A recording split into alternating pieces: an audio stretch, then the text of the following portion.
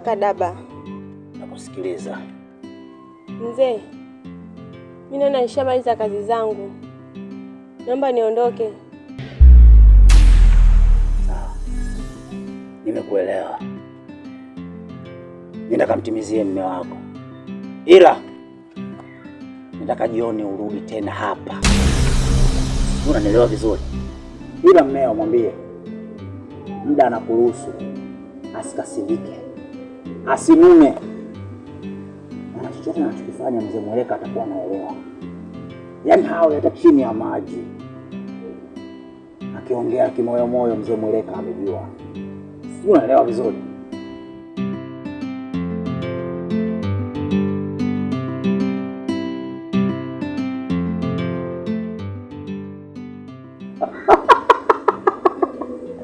Mzee Mweleka kwenye maya yake. Wanawake wote kama wa kwake huyo.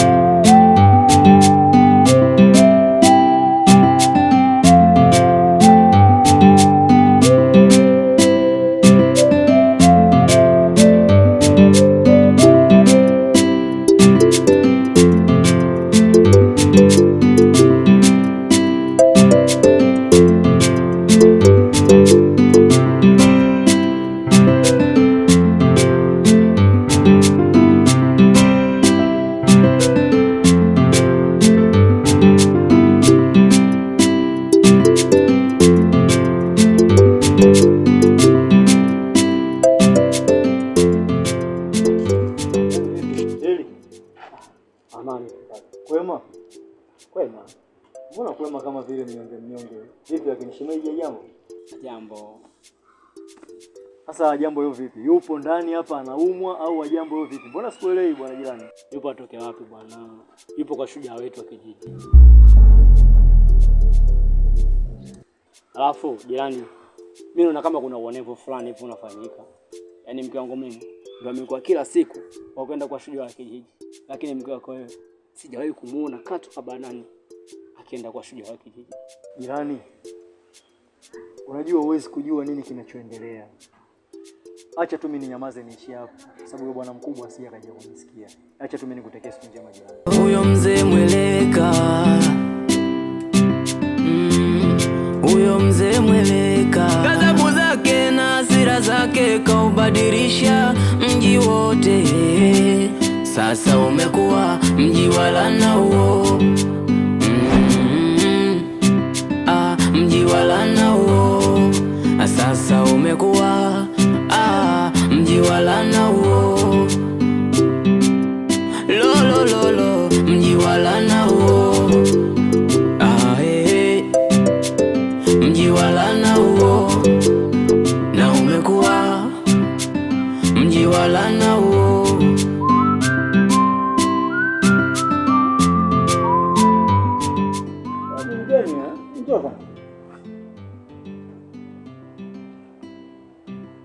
Wewe ni mgeni katika huu mji, si ndio? Hapana, ni kama mgeni lakini sio mgeni, pia ni mwenyeji. Nimekuja likizo kwa mama wangu mdogo. Umekuja likizo? Ndio. Mwanafunzi.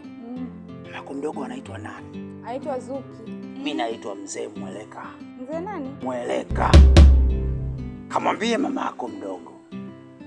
Mwambie hivi, mzee Mweleka ameniambia amenipa siku 3 awe amenioa. Unioe mzee? Sikiliza kwa makini. Nenda kamwambie mama yako mdogo nilichokueleza. Mzee kwa ujana. Chani. Ndio ni mimi. Usisahau. Mzee niache, nimeshachoka mimi. Mzee Mweleka vizuri. Hakika kabisa anacheka. Wenzao wananiogopa mimi. Wakiniona kama wameona simba. Lakini anacheka kabisa, furahi.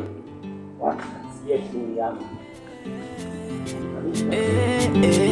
Mzee Mweleka na uchawi wake huyo.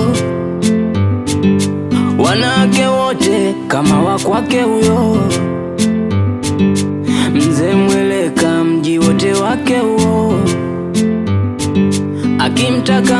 lazima mpate huyo,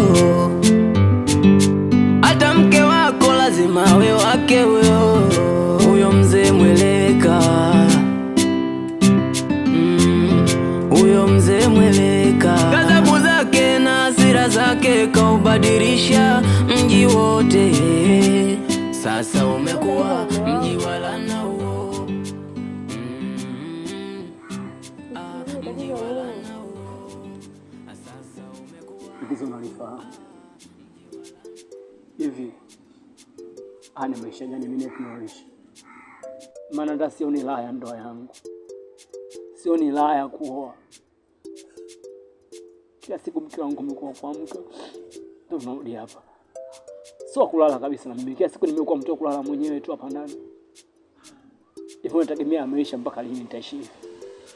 Sasa mimi nitafanyaje? Mimi mwenyewe naumia mume wangu. Mimi sio kama napenda kwenda kule. Yaani huwezi amini, ananipelekesha. Usiku mzima mimi silali. Na hapa kaniambia nirudi nyumbani, jioni ananitaka tena. Sielewi kwa sababu gani, yani sielewi. Wewe kama mwanaume, chukua sheria. Yaani sioni hata raha hii ndoa. Sioni hata raha ya kukuoa. Kwa sababu kila siku mimi nimekuwa mtu kulala peke yangu tu hapa ndani. Sijui hata ni maisha design gani ambayo mimi naishi. Mume wangu, usichukule kama yule mtu mzima. Nyie mnamuona mzee, sio mzee yule, bado kijana kabisa. Yaani kama mkweli mkiwa mna msimamo, tunaweza kabisa kutatua hili tatizo. Usile mume wangu. Mimi mwenyewe naumia. Sipendi kwenda kule kila siku. Sawa mke wangu, bwana kwenda. Nakupenda sana mume wangu. Wewe sasa nenda kapumzike. Sawa. Nenda jioni chakula. Sawa mume wangu.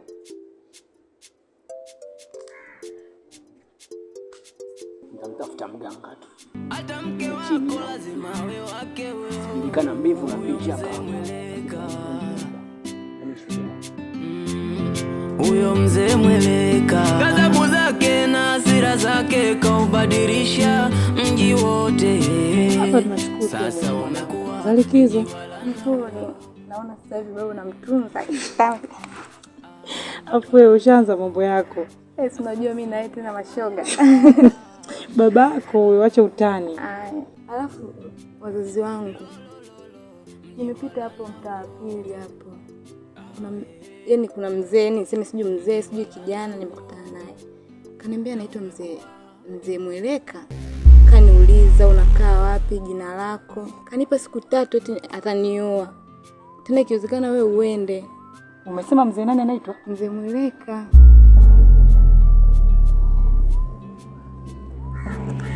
Haya. Unamsikia mwanangu anachokisema? Mwanangu, mimi sikufichi. Hilo swala unalosema limeisha. Na huyo mzee limeisha kivipi sasa? Sikiliza nikwambie mwanangu. Huyo mzee akiamua lake kwenye huu mji ashindwe. Sasa unamaanisha nini kusema hivyo? Kwamba mimi nione na ule mzee na wewe utakubali kabisa? Mwanangu, huyo mzee kwenye huu mji anaogopewa. Na anaogopeka vibaya mno. Akiamua la kwake lazima lifanyike. Mimi sio lena. Ongea na mwanao. Mwanangu, kikweli kama mzee amekwambia hivyo, nakupa sio, yani kama wewe ukatakataa bado angataa huko. Lakini mzee ni mzee, ameshakwambia siku tunaje kusema huko nyumbani. Basi hilo kweli limeisha. Yani hapo shule hakuna. Sio kweli. Yani mimi niache ndugu zangu kisa ule mzee, nyewe mnamogopea nini? Kwani yeye ni nani hapa? Mimi siwezi kuolewa. Mwanangu Chioma, huyo mzee hapa mjini, huu mji wote wanamjua. Na akisema naoa naoa kweli. Na akakwambia siku 3, hizo siku 3 lazima atimize jambo lake. Sasa lakini niende. Mama. Haya, wewe tuone. Lakini mwanangu lazima uolewe, kubali ukatae. Mke wangu, sikiliza. Hili swala lipo kweli. Na kama lipo kweli, bora tufanye hapa, uende kwa na mzee mapema. Mume wangu. Kabla hajakuja kwa mume wangu. Mtoto tunakuona na ule mzee jamani. Tabia za ule mzee zinajulikana mji mzima hapa. Unaweza kumzuia? Hapana. Mimi mwenyewe ile swala mwenzangu hapana, sidhani. mji wa laana huo.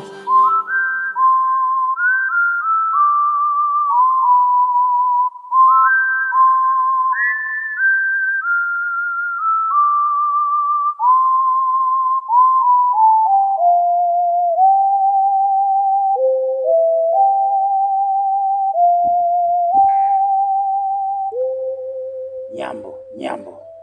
Akadaba. Mlikuwa mnakwenda wapi? Tunabadilisha mazingira tu. Sura yako imeanza kunidanganya. Si ndio? Sura yako imeanza kuniongopea mimi. Mimi siwezi kuongopewa na wewe. Hapana, tunabadilisha mawazo nao. Hebu nisikilize vizuri. Umeanza kunichukia mimi, si ndio? Na kwanza umeanza kunichukia? Sasa basi naomba nikwambie kitu kimoja. Wewe nilikwambia unakuja saa ngapi kwangu? Jioni. Sasa nimebadilisha kibao.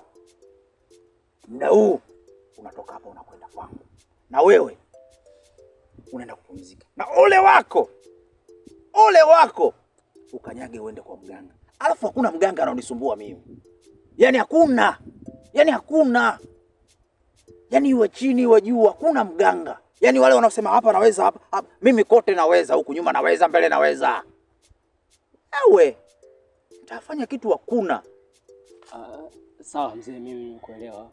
Mke wangu, ungeenda basi ungewahi mapema ili yasitoke matatizo mengine. Umechukia?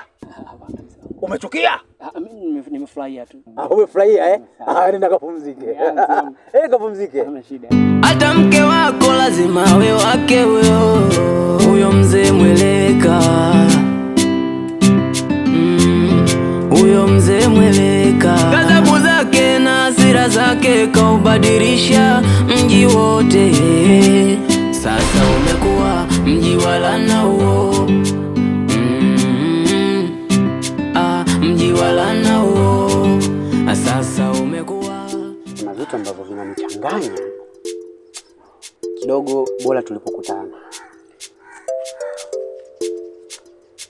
Unajua kuishi katika haya mazingira yetu haya, alafu unakuwa haujui nini unatakiwa ufanye kwa wakati gani. Sometimes unaumiza sana kwa sababu haya ni mazingira ambayo ni magumu, yani ni magumu kupindukia. Na ukiangalia shughuli zetu hizo za hapa na pale, kazi kubwa afu malipo machache, inanifanya mpaka nakuwa na stress sometimes. Kwa hiyo unajikuta walau kama unakuwa na vile vichenchi vidogo unaweza kujiwekeza ukafanya kitu chochote ambacho ni cha hapa na pale, yani kinaweza kukuchanganyia tu mafaili ya maisha yako kidogo, ukawa na yani ule panda shuka ambao kidogo inakupa faraja. Sijui wewe unalifikiriaje hilo swala? Mimi naona kama umechelewa sana kuanza, kwa sababu kiukweli mimi kazi zetu za mtaani zishanichosha.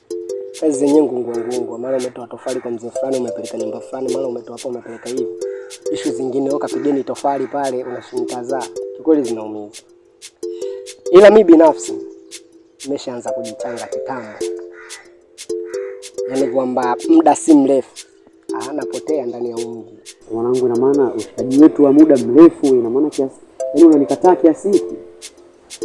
Ina maana mpaka umefikia hatua ya kujichanga, ina maana kwamba tayari ushatengeneza ratiba zako nje yangu mimi.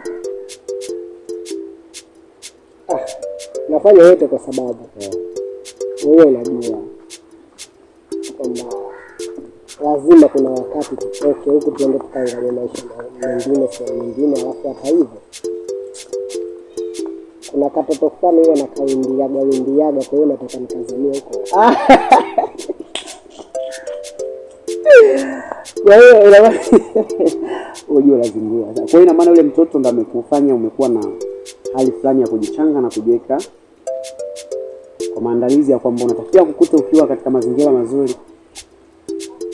Karibu tena. Baby.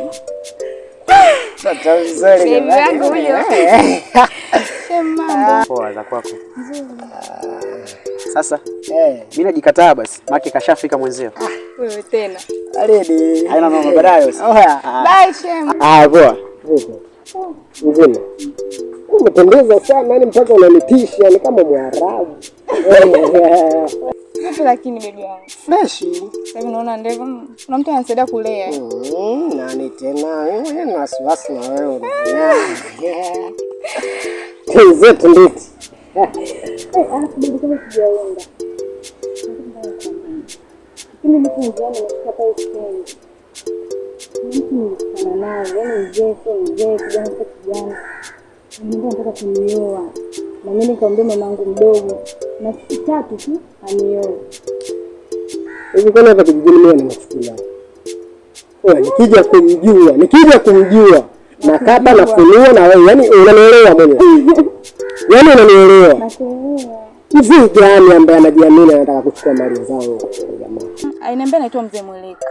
Wamo. Sasa baby wamo ndo nini? Tayari. Baby unanichanganya tayari ndo nini yani? Mama umeolewa? Nimeolewa kivipi? Nani? Mzee Mweleka. Mweleka? Ndiyo. We. Naijua. Sasa unaijua nini? Mbona unanichanganya? Yaani nyumbani huko mdogo ananiambia hivyo hivyo na wewe unaniambia hivyo. Mbona unanichanganya? Wewe umeolewa na mimi kwa kushauri nenda tukaolewa. Yaani mimi nikaolewe na wewe unamuoa nani? Nani? Wewe ndo achana na mambo kwanza kaolewe. Wewe unamjua? Baby. Mungu wangu. Kwani Mzee Mweleka na shida gani? Mzee Mweleka na uchawi wake huyo, wanawake wote kama wa kwake huyo. Mzee Mweleka mji wote wake huo, akimtaka mtu lazima ampate huyo, hata mke wako lazima awe wake huyo. Huyo Mzee Mweleka, huyo Mzee Mweleka, ghadhabu zake na hasira zake kaubadilisha. Yani yangu acha tu. Yaani hapa tukwambia nimechanganyikiwa, hata sielewi naanzia wapi na malizia wapi. Yaani hata nihame niondoke niende sehemu mbali kabisa nikaishi. Yaani sina amani kabisa na ndoa yangu. Sina amani kabisa na mke wangu. Usiseme hivyo jirani yangu. Kwa nini uhame mji? Yaani uhame mji kwa ajili ya mtu? Hapa ninavyokuambia. Sawa. Nimekutana na yule mzee. Huyo ngulu wa kijiji, mchifu wa kijiji. Mimi niko na mke wangu. Tuko tunatembea. Baada ya kukutana naye yule mzee akaniuliza simu na wapi simu na nini. Mimi nikamwambia sisi tunatembea tu. Kwani kijiji cha amani tunatembea kila mtu anaje kutembea. Akaniambia hapana. Wewe si unaenda kwa mganga, si unaenda wapi? Sasa sikiliza. Kwanza sasa hivi. Sawa. Huyu mkeo nataka nyumbani kwangu na wewe nenda nyumbani kapumzike. Jirani, unamjua kabisa yule mzee. Unachokipanga anakijua. Ukitaka kufanya kitu chochote yule mzee anakijua. Kwani unajitafutia matatizo jirani? Hebu achana na yule mzee. Anachokitaka kifanye tu jirani yangu. Hivi unavyoniona hata mimi kaniita niende nyumbani kwake. Mguu namfuata nyumbani kwake nikamsikiliza wito wake. Sasa unaendaje jirani? Akikuzuru huko unakwenda. Yaani sielewi acha tu jirani. Yaani mimi na mzee namuogopa. Yaani unajua ninamuogopa. Yaani hapa nilipo hapa natembea lakini nateteka. Lakini jirani, acha niende namsikilize. Wewe nenda kamsikilize. Sawa. Ukishamsikiliza, sikiliza atakachokuambia. Kama utalizika nacho, basi sawa kubali. Ila kama utalizika nacho, usikubali. Ila mimi ni mzee, kiukweli. Kanifika hapa mzee. Jirani, unaweza kumkatalia yule mzee anachokiamua? Yeye anasema anahitaji binti yangu. Sasa mimi naenda kumsikiliza. Unafikiri atakataa? Acha nitamsikilize. Sawa jirani yangu. Wacha mimi nipumzike. Pole jirani. Nishapoa jirani. Pole. Lo mji wala nao. Mji wala nao. Na umekuwa mji wala nao.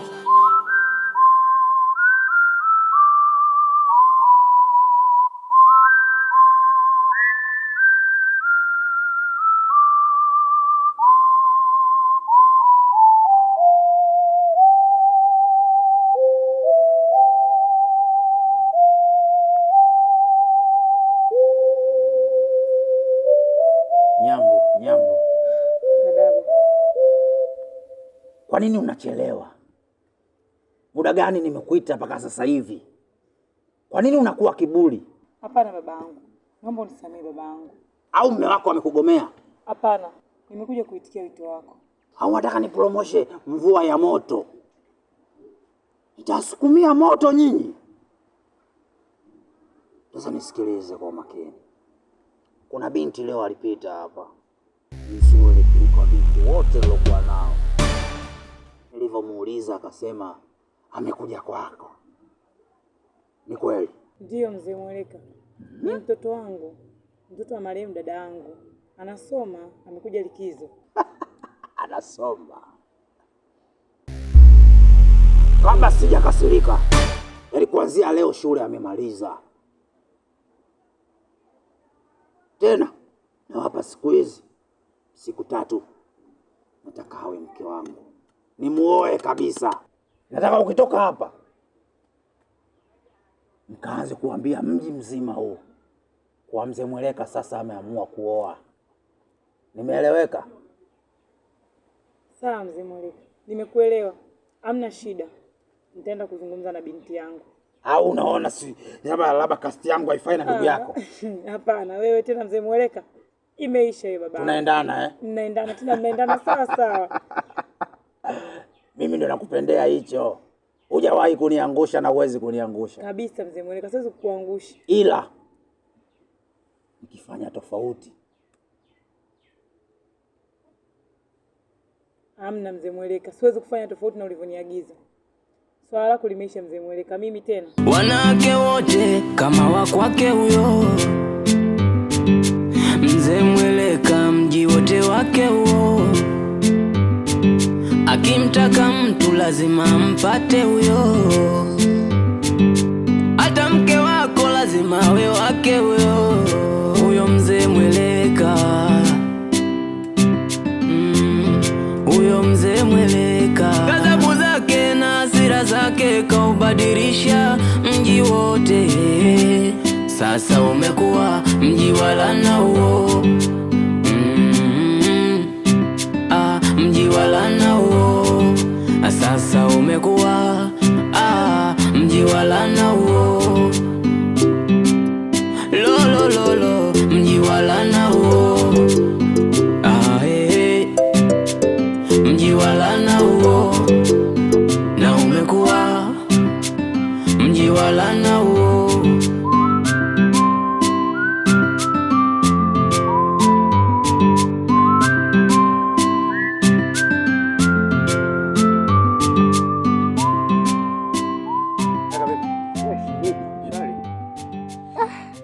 Mbona jikali sasa?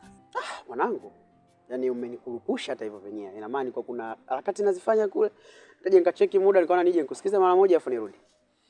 Ndugu yangu. Mimi amenikuta mazito. Yaani nikikwambia mazito ni mazito. Amenikuta mazito. Shemeji kaudi na mimba ni make mtoto wa chuo yule afu awachelewe kulibwaga huko. Mara 10 angekuja na mimba. Ningejua anaitwa baba japokuwa mtoto sio wangu. Kuliko hilo lilokuja hilo. Mwanangu noma. Sasa kimekusibu nini? Make ujue unaenda unarudi kama hatua za mlevi. Shida nini? Yule mchumba bwana jana si umeniacha naye pale kati? Ndio. Katika stori zetu 1 na 2 hivi. Mchumba ananiambiaje? Jana kipindi anakuja amekutana na yule mzee yule nani yule sijui mzee nani yule njiani kijanga kile kinataka kumuoa. Ukisema mzee ujue kijiji hiki kina wazee wengi bro. Alafu unavyosema mzee na maana naweza nikawa na kisia kwa kila mtu. Sasa tuchague wote kwa pamoja wajiungane wa mzee mmoja au ni mzee mmoja unayemjua unaweza kunitajia ili niweze kumfahamu. Kile kizee mwanangu kijau kile kizee kijanga kimiayusho. Akikwambia hivi basi kesho inatokea hivi. Au ni mzee anayependa sana toto hivi. Uma. Na kampa squeeze. Yaani hadi hapa tunapozungumza hapa hiki kisimame kidogo. Yaani kwamba 2:30 yani. Hii nusu. Ikiisha tu ikalala. Mzee. Zimbaki siku 2 tu. Ngoma inaolewa. Na kashaambiwa mama yake mdogo aende. Ile ngoma kama sio kuchukua mahali sijui. Sasa sikia, punguza nidhamu ya uoga. Upunguze nidhamu ya uoga kwa sababu yani mimi naona kabisa wewe ni muoga. Habari zenu? Nani mimi? Nzuri.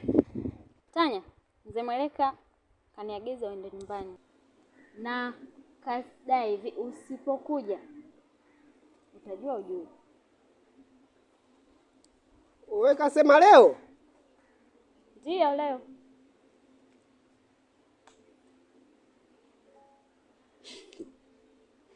Kasikia kila kitu. Kila kitu kasikia. Sikia. Nenda. Sawa? Kasikilize amekutia nini. Alafu niite uniambie. Mwanangu umeniponza kweli. Yaani yote tulojikanyaga hapa ule mzee yanaenda tu. Tayari na kashatuma tayari kibeliti upele.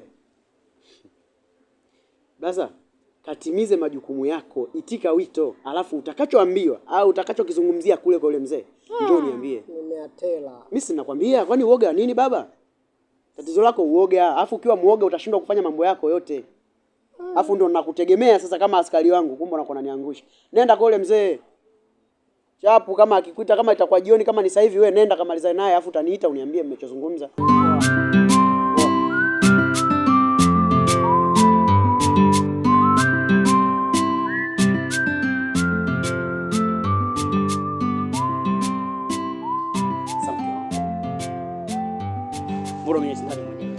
Mume wangu, nimechoka. Mimi mwenyewe nachoka. Usiku kutaenda kulala na hilo lizee, usiku kuta linanihangaisha. Nikija leo nimeamua nirudi mume wangu, basi nawe nikulizishe hata kidogo. Bado tena unataka tena. Mimi binadamu nachoka. Lakini mke wangu liso wake kabisa. Wewe unatambua kwa mimi na sasa hivi nakuhitaji. Nakuhitaji. Ninaposema nakuhitaji inamaanisha nakuhitaji. Lakini kimoja tu mke wangu umekimbilia nje, mgunumbuka umekimbilia nje, unaacha mimi ndani peke yangu. Sawa. Kama unaweza nenda kapambane na yule mwanaume mwenzio ili wewe uwe wa kwangu tu. Kila siku unanitumia peke yako. Mimi nachoka. Lakini mke wangu unavyotegemea mimi nitakwenda wapi kama sio kwa wewe? Na ukiangalia sina mke mwingine isipokuwa ni wewe. Na wewe ndio mke wangu wa ndoa ambaye unastahili kabisa kunipa haki zangu za msingi za kimwili. Sasa unafikiri mimi nitakwenda wapi zaidi ya kwako wewe? Kwani mimi napenda kwenda kulala huko. Napenda. Na ndio maana nikakwambia kama unataka uwe unanitumia peke yako nenda. Mimi siwezi mume wangu, nimechoka. Na ndio maana mwanaume anao wanawake 4, sio mwanamke awe na wanaume 2. Mimi nimechoka mume wangu. Mji wala nao. Mji wala nao. Sasa hivi sasa ndio maisha gani sasa? Yaani mwenye mali napata kidogo. Afu mtu ambaye si mali yake wala hajategemea chochote kile, yeye kila siku ndio amekupa mtu akutimizia tu yeye kupewa kutoa wapi? Sasa maisha gani haya jamani? Hata mke wako lazima awe wake huyo mzee mweleka. Basi mimi nipate wala na mimi nipate kupumzika, na mimi nipate kusilika, wala mimi nipate utulivu wa moyo, lakini utulivu wa moyo hakuna, tutakuwa tunafikirana tu. Hii sio wapi kabisa hiyo. Hii sio wapi. Mji wala nao.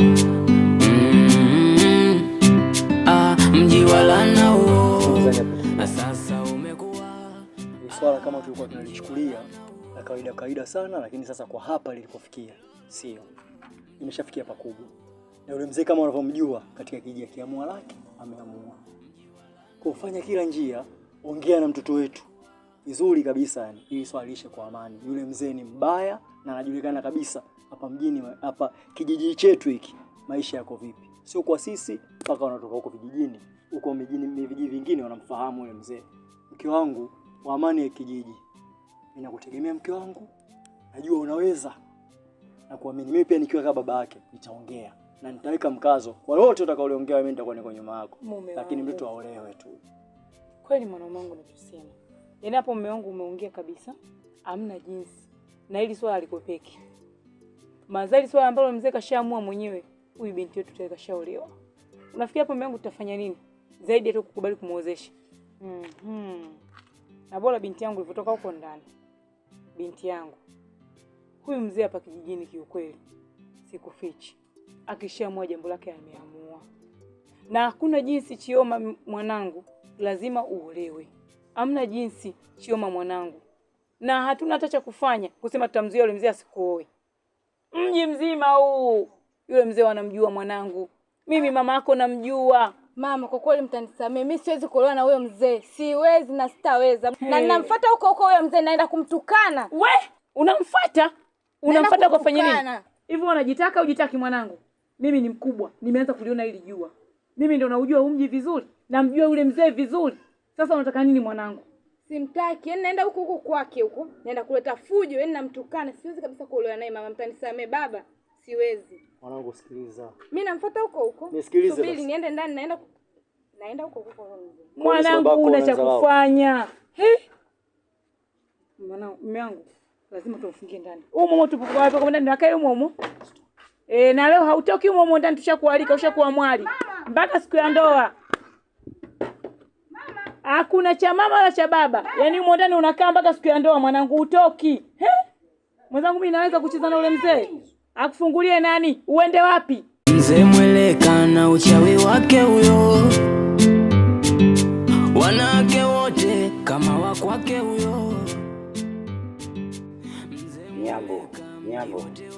Kaka Dabu. Nimeitikia wito. Nilijua huwezi kuja kwa wakati. Utaishi miaka mingi. Unajua ni mwanaume. Alafu ni mtiifu. Si ndio? Na umekutana na mwanaume mwenzio. Alafu mwamba. Naweza tukaongea na wewe ukaongea ukweli, usiongope hata kitu kimoja.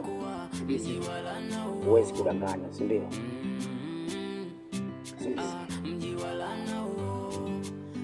Wewe na Chioma mpoje? Mimi na Chioma mzee wangu ni wapenzi.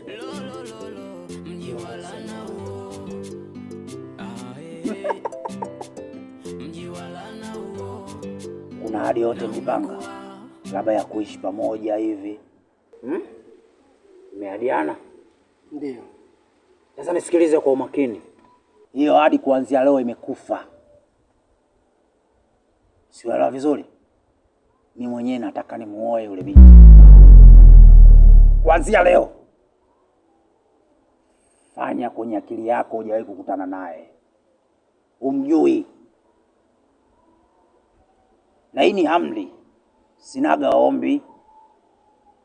Mzee Mweleka anaga ombi kabisa. Huyo Mzee Mweleka. Ole wako.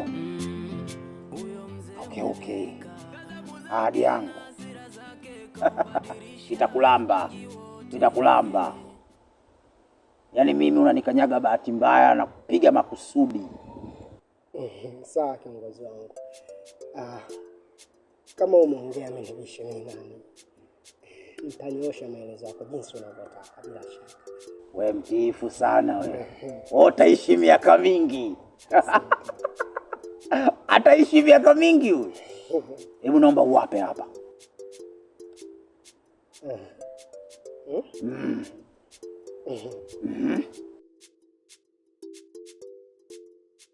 Mimi na Chioma. Kuanzia leo sitomgusa kabisa, na kama nikimgusa linitokea lolote baya kitakulamba. Wewe kijana sio mbishi. Utaishi miaka mingi sana. Ila ukitaka mwanamke mwingine yote niambie. Asante kiongozi. Au nikuletee maana hapo ndani wamejaa huko. Kwa leo hapa niache. Unaweza kwenda.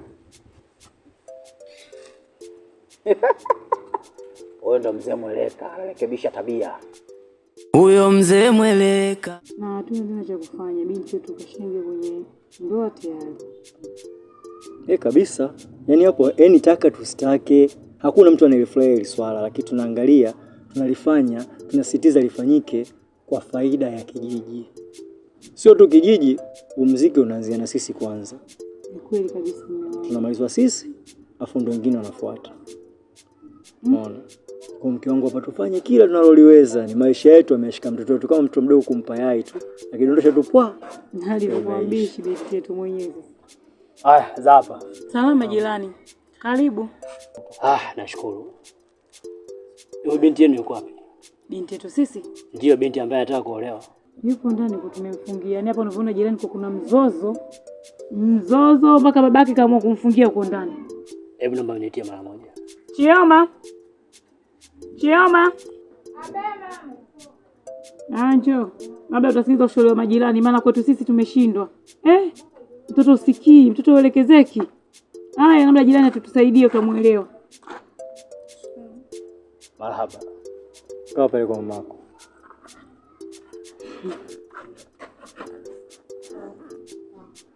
Hivi binti, kwani utaki kuolewa?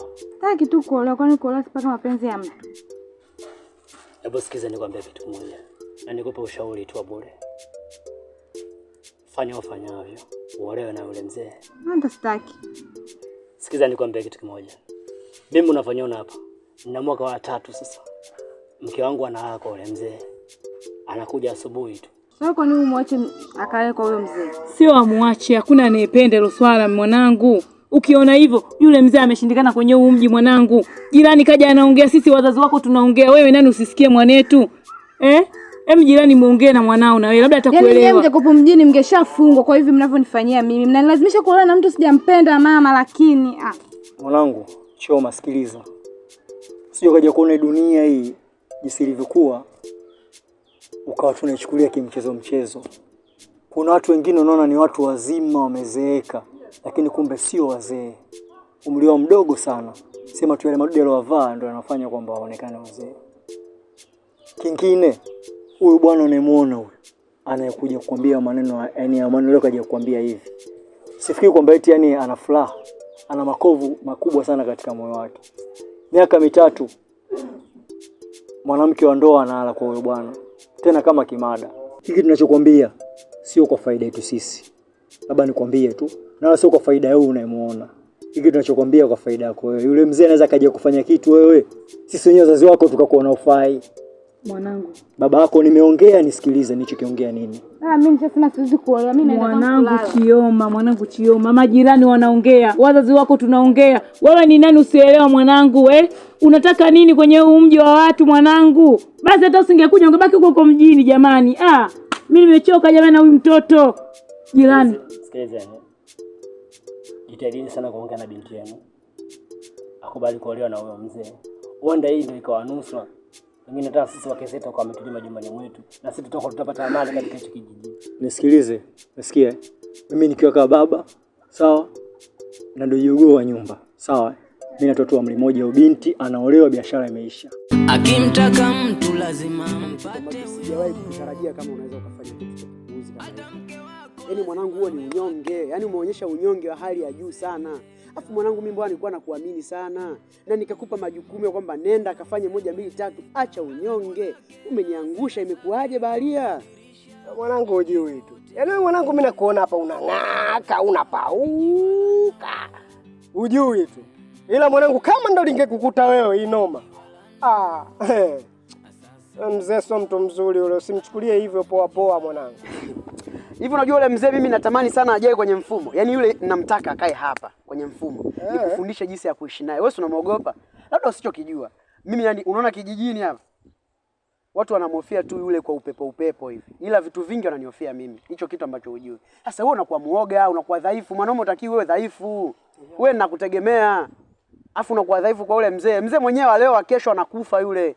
Ukimwi, maradhi, visonono vyote vinamwandama. Wewe unamhofia yule mzee? Hivi unajua mimi yule mzee namtamani? Labda nikwambie tu kitu ambacho ulikuwa hujawahi kufikiria. Yaani yule mzee namtamani aingie kwenye 18 target hivi pap. Afu nikuonyeshe shughuli. Wewe mtoto wa kiume, unakuwa unaofu. Yule mwanamume mwenzio. Aya, ina maana ulipofika pale kwa kila kitu sawa, nimekubali, chukua demu wangu. Umeacha demu kwa sababu ya ujinga. Labda ndo nikwambie. Na so tu kukubali sijui chukua. Yaani pa nimeapa, nimeapa. Baba, huyo wa kwako. Sitomshobokea tena yule mchumba, nimemkabidhisha. Mzee, sitoshoboka tena. Na nilicho hapa pale kwa kina kabisa. Nikimshobokea lolote linikute ndugu yangu. Lolote linikute. Wewe ni boya? Una moyo? Na una akili timamu? Na unausikia wewe ujinga ambao unauzungumza kwa kina? Labda mimi nikwambie kitu. Sijui unanielewa. Unanisikia vizuri? Mimi huyo mzee nina hamu sana ajae kwenye mfumo. Yes. Yaani nina hamu sana ajae kwenye mfumo hivi. Tulio. Acha uzembe. Yaani katika vitu ambavyo umeniangusha na sikutarajia kama unaweza kuja kuniangusha. Kwenye maisha yangu mimi na wewe ni kitu kama hiki. Sikukutarajia kabisa yani.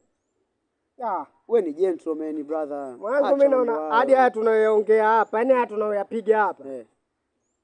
Mimi nataka asikie ili nikikutana naye ajaye hapa.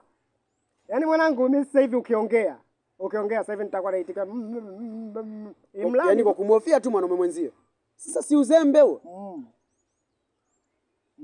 Basi tuandae mfumo wa kununua hata dela, labda uanze kuvaa madela kwa sababu kwenye mfumo wa mwanaume haukai. Umejichomoa kabisa, hutaki majukumu ya mwanamume. Au sio?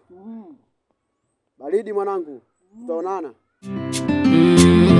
Huyo mzee mweleka, ghadhabu zake na hasira zake kaubadilisha mji wote.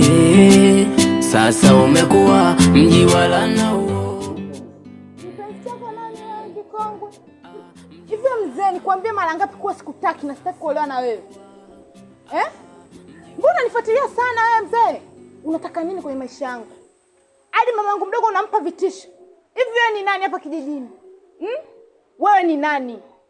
Nishakwambia wewe mzee, huwezi kuwa na mimi hata ufanye nini. Abadani. Hivi uko kuniangalia mimi juu mpaka chini. Niangalie mtoto wa mjini, mwanafunzi, mwanachuo. Yaani niona na wewe. Wewe mzee umechanganyikiwa wewe. Najua umekuwa. Lakini wewe ukijifanya jeuri, mimi naweza kukufanyia ufezuli. Mimi mwenyewe nilikuwa jeuri ya majeuri. Na hapa nilipo nafanya tu jeuri. Wewe ni jeuri, si ndio? Tena mimi ni jeuri yasu. Pale ambapo mtu akinitikisa mimi. Hivi mzee unajielewa kweli wewe? Mzimo. Zinachaji. Yaani kabisa wewe unavyoniangalia. Mimi kuolewa na wewe? Hapa never. Sawa, nisikilize. Kuanzia leo, kuanzia sasa, mwili wako unaoingia nimeutia laana.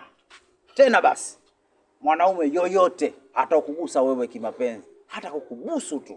Nana nimeshinda kupona babangu na mamangu, kuja kunipa wewe nishike. Chef wewe mzee, umetumwa. Mimi nitakufanyia ufezuri. Kuanzia leo, katika mwili wako nimeutia laana. Tena mtu yoyote atakugusa wewe kimapenzi, atakufa hapo hapo. Hayo ni maneno tu.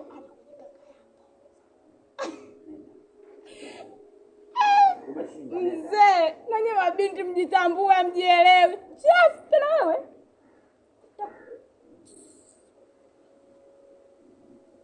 Kupitia huyu mwenzenu, mili yenu yote wanawake nimeitia laana. Na mwanaume yoyote, hata mmeo, aje kuniomba mimi leo na mji huu nitautia laana. Utakuwa unaitwa mji wa laana. Mji wa laana huo sasa umekuwa mji wa laana huo. Lo mji wa laana huo.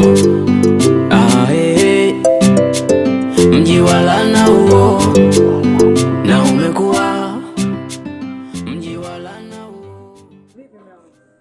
Mimi mke wangu. Salama. Kwani mtoto wetu yuko wapi? Alipita tu hapa lakini alikuwa na hasira sana alipoondoka hapa. Asije kwenda kwa yule kijana wake. Sidhani. Huyu atakwenda kwa yule mzee. Kwa sababu kwa kijana wake asingeenda na hasira kama vile. Umeona? Huyu atakuwa moja kwa moja kwa jinsi sisi tunavyoenda naye hivi na ule ubishi ule mzee anapokuja kupiga yeye mikwala, hiyo atakuwa moja kwa moja kaenda kwa yule mzee. Sio kwa kijana wake. Sidhani kitu kama hicho. Watu wa mjini wale, unajua mke wangu, yaani wakiwashaga moto wameuasha. Mume wangu, mbona Choma anataka tutafutie matatizo hapa mtaani? Yaani kama akatoka hapa kaenda kumfuata ule mbaba, unafikiri itakuwaje? Nisikilize ngombe kitu kimoja mke wangu. Shida inayokuja, watoto wa mjini hawakanyiki. Hawaelezeki wakaelewa. Huku vijijini sisi tunaishi tunavyojua, lakini watoto wa mjini ni wabishi, ni wakorofi, hawaelewi chochote. Hivi kwa hiyo ni mzazi wake na mimi ni mzazi wake. Tumeshamkanya mara ngapi? Amekuja mpaka jirani ambaye mke wake anafanya vitu vya ajabu kule. Kamkanya aelewe. Unataka tufanyeje mke wako? Na sijui itakuwaje. Choma anataka tutafutie matatizo hapa mtaani mpaka yanashindwa kwa, yani bora hata angebaki huko mjini tu mwanangu. Yaani angeishia huko mjini na mambo yote yasingetokea. Anataka nitafutie mimi matatizo nisiishi kwa amani hapa mtaani jamani mwanangu Chioma. Yaani mpaka hata mamake kwa alipo kama kabidini nasikia mwenzangu angenisaidia dada. Mwanangu aambiliki. Mimi nishachoka mume wangu na ule mtoto. Shida tu mjini ndio hivyo walivyo. Sasa subiri lije kutokea la kutokea. Umeona? Mimi nakwambia kweli mke wangu, hili aliishi hivi hivi unajua. Yule mzee akianzisha galaki ananongwa. Aliishi hivi hivi. Na itatafuna kweli katika mji. Mimi utanikuta ndani naenda kupumzika.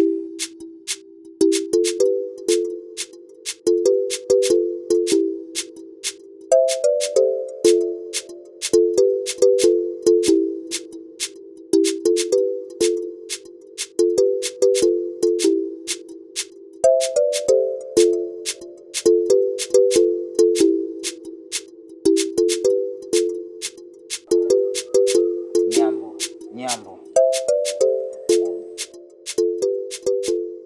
Leo siko vizuri, ninaumwa. Bora unaongea sauti ya chini.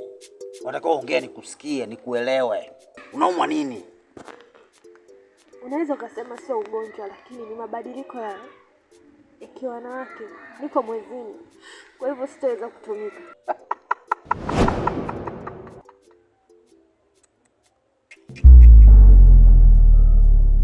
Wewe binti, yaani katika mizimu ya mzee Mweleka, mara nyingi mwanamke akiwa katika hali hiyo kwetu si ni sherehe, na unakuwa unanifurahisha sana. Unanifurahisha sana. Hapana, sidhani kama nitaweza kukufurahisha nikiwa hivi. Nakuomba leo uniruhusu. Nadhani hujanielewa vizuri. Hiyo hali mimi ndo naipenda sana. Tena leo wewe nimewapa ofa kwa ajili yako. Unatakiwa uondoke kwangu, nibaki na wewe tu. Mimi hiyo hali huwa nafurahi sana. Yaani najisikia raha sana ukiwa hivi. Nisikilize bwana. Hebu ingia ndani, unafanya nini hapa? Ingia ndani.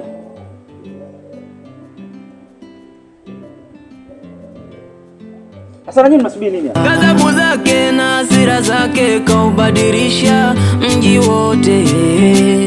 Sasa umekuwa mji wa laana huo. Mji wa laana huo. Sasa umekuwa mji wa laana huo. Sasa umekuwa mji wa laana huo.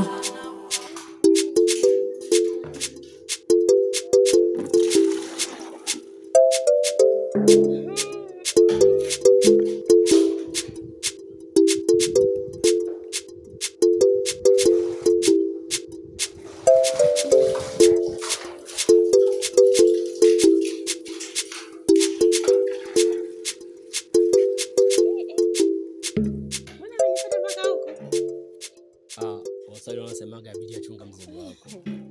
Ndio umenifuata mpaka huku. Alafu hata hivyo nikaona uko peke yako, nikaona somba njini nisindikize. Okay. Karibu. Haya, alafu leo hali ya hewa kidogo sio ya jua kali. Inaonekana. Hali ya hewa nzuri kidogo.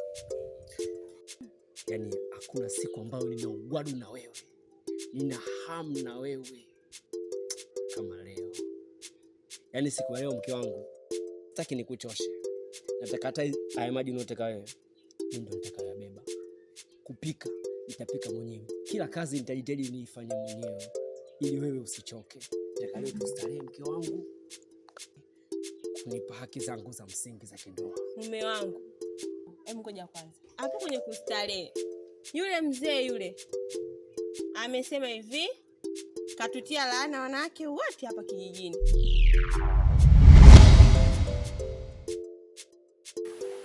Yaani wewe muda wote una mawazo yani. Kama umepoteza familia yote yani, umeteketea na moto. Alafu kwa makosa ya kijinga ambao msababishi ni wewe. Hivi unajua mawazo chanzo ni unyonge wako? Unalijua hilo? Kujitia mnyonge, muoga, yani mimi naona kama hapo kuna uoga, sio mnyonge. Huo ni uoga. Alafu wewe mawazo hayatakaa kama. Yaani wangu unaongea. Yaani unaongea ujui. Unabwabwaja bwabwaja. Wao usichukulie poa kama jinsi unavyoangalia tu jambo. Ule mzee ni noma. Yaani ule mzee sio mtu mlaini wa kawaida kama unavyomzania. Unaingia bado katika matingetinde yake. Sasa wewe hivi unajua ule mzee ni mtu ambaye kwangu mimi kwanza naona sioni hata unoma wote. Unajua sioni unoma wake huko wapi? Alafu mimi ule mzee namjua kitambo, usiniambie kwamba mimi simjui. Ila hofu na uoga ulionao ndio inakupelekea unaliwa vitu vyako. Alafu unajidai kama unapenda. Atakuja atakuipanda kichwani yule. Kila kizazi unacholeta duniani atapita nacho. Sasa kuona dhaifu, yeye atakuona mnyonge. Kwa itakuwa kila unachofanya na bonda. Bonda kwa kama pombe ya ngomani yani. Kila mtu akija anaonja ndio wewe. Yaani mwanangu ujui mimi ninachoumia hasa kikubwa. Ndio yule mchumba mimi nampenda vibaya sana. Ila kuna wakati nahisi kama yule mchumba yaani anahisi kama vile labda mimi nimemuuza yule mzee. Ila yule mzee mimi namtaka. Mimi sishakuahidi akikaa kwenye mfumo wangu yule mzee nitamfanya kitu hakuna. Usinomwandafia. Subiri ajaye kwenye mfumo. Kama ni swala kidogo naliamini. Kwa sababu pale uliponiacha nimesinzia. Na kama kindoto kimenijia hivi. Yule mzee ananiambia kwamba nikitaka kukutana na mke wangu siku ya leo basi nitapoteza maisha. Nisisubutu kufanya hivi. Unaona? Yule binti kaja akamtukana, kapata na hasira katulaani wote. Kwa hiyo hapa tulipo mpaka ukitaka kukutana na mke wako unaenda kumuomba yeye, mume wangu. Mimi bado nakupenda. Kama vipi niache kwanza nikamuombe yeye ndo hilo jambo lingine lifanyike. Bila hivyo nitakupoteza. Yaani ndoa ya kwangu mimi, mke wako kwangu mimi, ni moyo mwenyewe kwa gharama zangu. Alafu nitakapomhitaji wewe ukaombe ruhusa yeye kama nani. Usije ukajaribu. Kama ndio umeota, huo ndio ukweli. Usije ukajaribu. Lakini haiwezekani bwana. Mimi siwezi kubali swala kamili hapa. Ili haliwezekani bwana. Wewe tena kwa ubishi. Yeye kama nani sasa anipangie mimi masharti ya kutana mke wangu? Mume wangu jamani, mimi nakupenda. Hapo labda tukamfuate mzee kwanza tumwambie ndio hivi. Bila hivyo unakufa mume wangu. Yeye amekuwa nani? Ndio mzee wenu wa kijiji jamani. Utafanyaje? Lakini sio sawa kabisa mke wangu.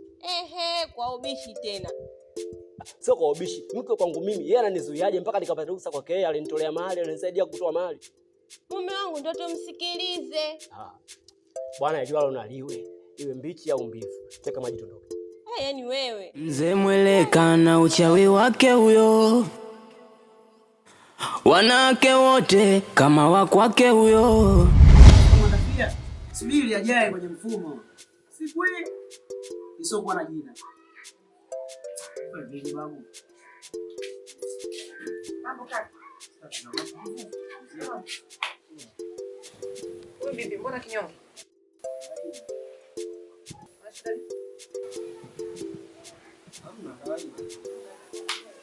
Sasa sikia nikwambie kuja kupata taarifa ama ubui. Alichokifanya demu wako. Alichokifanya. Yaani leo kamchamba yule mzee, kamsuuza, kamuosha mchana kweupe. Leo kamfurahisha leo. Yaani kamchamba yule mzee, kamsuuza. Unanielewa kaka nachokiongea? Sijataka hata kuamini. Kamsuzana tena. Si yule mzee. Kasuzwa hajaongea kitu chochote, yani hajatekenyeka wala yule mzee anemnyima raha huyu. Basi kila siku nalalamika demu wako nampenda. Sasa demu wako leo kakusaidia kaenda kuwasha moto haswa. Yaani kaoshwa. Kamdoka pilitoni. Tena kamchamba kamsuza mchana kweupe. Upo. Sasa hapo nyinyi mnachofurahia kitu gani sasa? Nataka vipi wewe? Si umesaidiwa hapo? Hivi hamuoni kama tatizo ndo linazidi? Tatizo gani? Tatizo gani hapo? Wanakusafishia njia upite. Ndio. Wewe vipi wewe? Mbona unakuwa hivyo? Unakuwa mnyonge mtu wa kiume, kaza babu. Ni mkashakusawazishia kila kitu. Yule mzee hana jipya tena, kama mdogo. Hajamfanya chochote. Kimya, kashonwa mdomo. Sasa kusaidia. Upo. Dada. Kwanza mimi kama nikushukuru kwa taarifa. Vipi huyu? Ila huyu.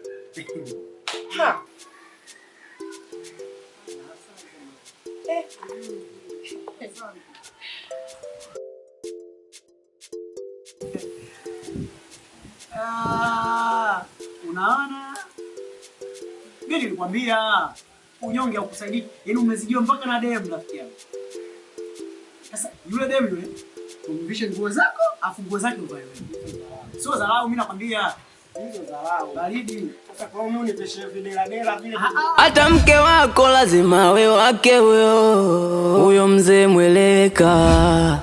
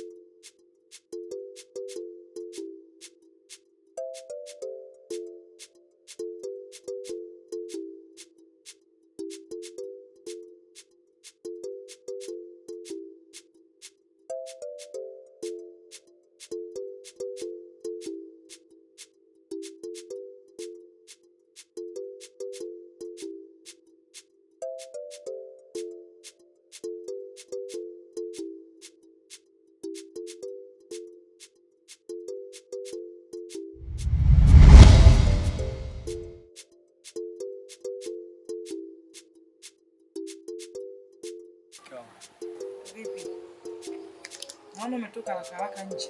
Unakuja kukaa hapo nje kuna nini? Alafu mbona usiku ulikuwa unaweseka sana? Yaani muda wote unaona ulikuwa unaweseka hata sikuelewa. Unaweseka nini? Kwangu ni vitu vinatokea ni hata sielewi. Yaani kwa naota vitu vya ajabu, lakini katika vitu vyote vya ajabu kuna kitu kimenitisha. Yule mzee anatuandama na hicho kiota, yaani nimeitwa na yule mzee, nimekutana naye uso kwa uso, ana kwa ana. Mzee alichoniambia nisije nikakugusa wewe kwa tendo la ndoa bila kwenda kuomba ruhusa. Hapo uliposema wewe. Yaani hiyo ndoto uliyoota wewe yangu na mimi nimeota hivyo hivyo. Yaani nyie hamwezi kuamini. Leo mume wangu alikuwa anataka kustareka na mimi. Nimemkatalia kwa ajili ya huyo mzee. Hivi nyie mnaona tunaenda kumwombe msamaha jamani. Tukamlilie, tukamuombe. Achini na hili jambo. Eti.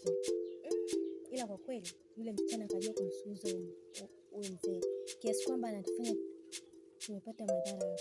Mimi ninachoona ni bora tuende tukampe samahani. Kweli kabisa. Twende tu tukaombe samahani. Hivi kwanza huyu binti ukoje? Kwani sisi mbona tunatumika na hatujafanyika chochote? Shida nini? Hata mimi nilikuwa nafikiria hivyo. Twende tu tukamwombe msamaha. Yaani twendeni tutoke hapo moja kwa moja twende tukamwombe msamaha ili atusamehe. Hivi nyie mnajua sisi tunavyoongea hapo mzee anatusikia? Alafu kweli anatusikia mnajua. Yaani hapa cha kufanya tumfuateni tu, maana kila kijiji kishabadilika. Kabisa. Tukamwombeni kibidi, yani tuachane kabisa na hii issue. Ili tuende tukakaa tutulie jamani wajumbani kwetu. Au nyinyi mjachoka? Tumechoka sana. Ila na huyu msichana sasa ingekubali tu. Yaani hata sijui kwa nini. Hayo mengine tunaacha. Kweli, twendeni tukaombe msamaha mambo yaishi. Twendeni, mimi nadhani tuende tukamwombe msamaha basi. Huyo mzee mweleka, ghadhabu zake na hasira zake kaubadilisha mji wote. Sasa umekuwa mji wa laana huo. Nilikuwa nameweseka kabisa na yani sielewi. Yule mzee kabisa yani inavyoonekana kwamba mimi nikitaka kufanya kitu chochote kwenye mwili wako mume wangu siwezi kufanya mpaka tuende kwa yule mzee. Sasa sijui itakuwaje. Sasa mke wangu unaona kwamba kweli ni ndoto? Sio ndoto, mzee amekuja kweli. Amekuja kwa kumaanisha. Na hii tatizo inaonekana kisa kwamba yani hii tatizo linakuja. Na hili limetafuta huyo. Shikamoo mdogo. Umetoka wapi? Nimetoka kwa huyo mzee huko. Yaani mama mdogo hapa ninavyokuambia nimemchamba na kasalenda mwenye kainua mikono juu. Kaniambia niolewe na mtu ninayemtaka na ninayempenda. Sasa hivi nipo free, niolewe na ninayemtaka, kaachana na mimi. Chioma mwanangu. Umeenda kumchamba ule mzee? Na unajua fika ule mzee kwenye mji anaogopeka. Tutakoma, tumekwisha mume wangu na ndio haya tunayoongea hapa. Yaani mwanangu ungejua lilokuja kutokea kwa maneno yako kutoka kwa yaongea huko. Yaani ungetuonea huruma wazazi wako. Hivyo unafikiri kwamba hicho ulichokifanya unafikiri kwamba ni umetoacha salama wazazi wako? Unajua kabisa kwamba ni umeshinda game hiyo. Najuta kwani hata ulikuja likizo Chioma mama yangu. Sasa mnajuta nini wakati mwenyewe kashaniruhusu sasa hivi nipo free. Hata usijali mama yangu, hakuna hata shida sasa hivi. Hakuna shida Chioma, kwa kweli hakuna shida kwetu sisi, kuna shida tena kwenye familia yetu Chioma. Wewe umeenda kufanya hivyo vitu mwanangu lakini mnamuogopa tu huyo mzee, lakini mimi hata simuogopi. Niko ndani naenda zangu kupumzika. Sio kumuogopa, sasa tutie matatizo wazazi wako Chioma. Ndio nini bwana ungebaki mjini huko? Sasa lile tulikuwa tunaliona sisi. Chioma katika mjini. Kutoka mjini kuja kukijira. Mzame wangu, najuta kwani alikuja. Sasa wewe kweli sasa. Yale alikuwa anamkuta jirani ndio. Mji wa laana huo. Sasa umekuwa mji wa laana huo. Umefuata nini? Swali gani leo unaniuliza? Hapa siko mpenzi wangu. Na nikija hapa nakuwa nimefuata nini? Hivi kwa nini unataka kuniambia matatizo? Matatizo gani mpenzi wangu nawe? Kama kuhusu ule mzee nishamaliza kila kitu. Yaani nishatoka huko, nishampa vitisho vyote na yeye kashaniruhusu. Na yeye mwenyewe kalizia kwa moyo wote mimi niwe na wewe. Sasa unachofia nini? Kwa sasa hivi ni uko peke yako, unafia nini lakini? Wewe unakuona kweli mgeni. Yaani bila shaka. Wewe unaonekana mgeni wa kila kitu. Yule mzee umjui vizuri ndaki. Oe, yule mzee ni noma sana, sio taarabu kama unavyomchukulia. Yule mzee hana dogo hata kidogo. Yaani yule akisema alianzishe lake. Rumai lake akai mtu. Sasa mimi staki. Na kukataa staki. Yaani inamaanisha kwamba wewe ulikopo unipendi mimi. Wewe bwana, wewe nenda bwana. Mpenzi wangu siwe hivyo basi. Wewe nenda tu kwa mzee wako. Kiukweli mimi Kwani hujanimisi? Wewe mambo yako bwana. Mimi bwana staki.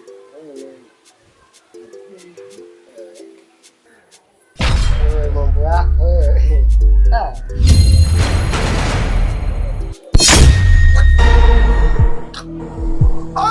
Baby. Nini shida? Mpenzi wangu unajisikiaje? Nini kimetokea? Lo, mji wala nao. Mji wala nao. Na umekuwa mji wala nao.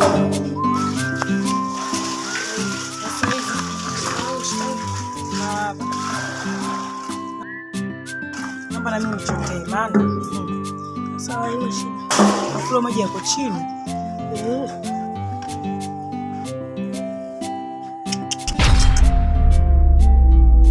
Unashangaa nini?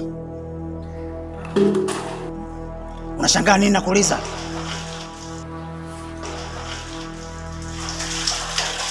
Nyambo. Akadabo. Wewe ni jeuri sana wewe. Yaani wewe ni jeuri. Unaniekea ujeuri mpaka mimi wewe. Unashindwa kunipa haki yangu ya msingi. Unajichanganya, unajivuta, unajirusha. Unajiona yeye ni mwamba wa kaskazini, si ndio? Hapana baba mzee Mweleka. Yule binti hataki kunielewa mimi mama yake. Nimeshasema nimeva kutosha mzee Mweleka. Wewe tulia. Wakubwa wakiongea watakao utulie. Utakuwa siku moja shenzi wewe. Nisikilize kwa umakini wewe binti. Nimewaheshimu sana. Nimewapa muda sana. Mimi ndio mzee Mweleka. Samsola nginja. Mzee Mweleka na uchawi wake huyo. Wanawake wote kama wakwake huyo. Mzee Mweleka mji wote wake huo. Akimtaka mtu lazima mpate huyo. Mbona unalia? Mpenzi wangu. Huyo mpenzi wako kafanya nini tena? Mmeshapigana? Amekufa mpenzi wangu. Mbona ni jambo la hatari? Ilikuwaje? Kuna mzee amenipa laana kwamba nisikutane na mwanaume yoyote. Nilipokisi tu na mpenzi wangu, ndio hapo akaanza kuhangaika na ndio alipodondoka chini. Yaani sielewi kama amekufa au yupo hai. Makubwa. Amekupa laana? Ndio. Huyo mzee gani? Mzee Mweleka. Mzee Mweleka mji wote wake huo. Akimtaka mtu lazima mpate huyo. Mzee Mweleka. Mzee Mweleka huyu ninamjua mimi. Ndio huyo. Mji ushakuwa tena una laana. Ilikuwaje? Nilikuwa natoka chuo, nikakutana na huyo mzee njiani. Akahitaji kunioa, nilipomkatalia tu ndio aliponipa laana. Sasa kwani usimkubalie na wewe? Ungekubali tu kuolewa naye ili kuiepuka hiyo laana. Siwezi kufanya hivyo, siwezi kuolewa na ule mzee mimi, siwezi. Sasa hata kama uwezi, unategemea hiyo laana hapa itapungua? Yaani hivi unavyozidi kukataa ndio laana zinazidi kuongezeka. Sio kwako tu, hadi katika huu mji. Ni heri tu ungekubali jambo liishe. Siwezi. Ghadhabu zake na hasira zake kaubadilisha mji wote. Sasa umekuwa mji wa laana huo. Lakini sasa afu mzee, wewe unatuchukuliaje katika kijiji? Yaani wewe, yaani katika kijiji utaenda wewe. Sasa wewe mzee, katika kijiji unataka nini? Yaani kila kitu unajifanya wewe ndo wewe. Wewe kwa sababu bado mdogo ndio maana nimekuacha. Ingekuwa mkubwa nishakufanya kitu hakuna. Mimi sisi kuongea na watu wadogo, umesikia? Nisikilize. Nitakufa sana. Mzee Mweleka, usifanye hivyo. Na kwa sababu sasa sawa simeshindwa kunitekelezea. Mwanzo familia yenu wanawake silitiana nini, nilitia laana. Sasa hivi na kisima pia Mzee Mweleka baba, usifikie huko Yaani amnywi amuogi. Tena muda mkiwa wengi hata 30. Dakika moja mtachota maji kwa dakika moja tu. Mzee Mweleka. Wewe. Sasa kama mtu ana kiburi, kama anaweza kutafuna afu akaacha wenye meno,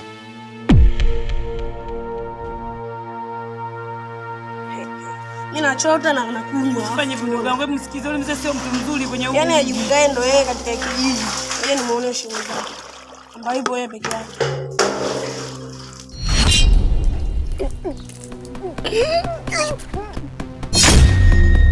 Nilikwambia usinywe hayo maji. Yule mzee sisi tunamjia kwenye hichi kijiji, mdogo wangu. Unaona sasa unayataka hayo. Jamani yule mzee jamani. Jamani Mzee Mweleka. Unaona?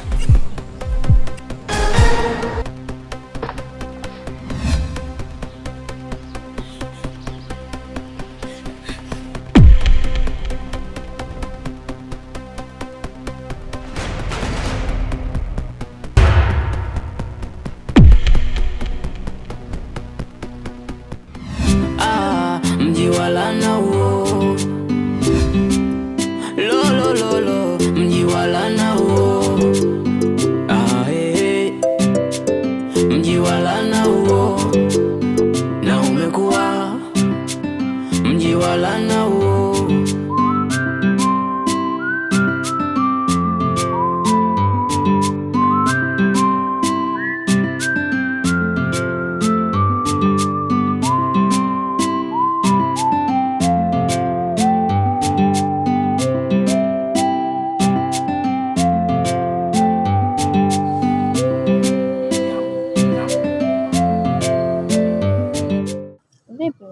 Mbona leo kama hauna furaha?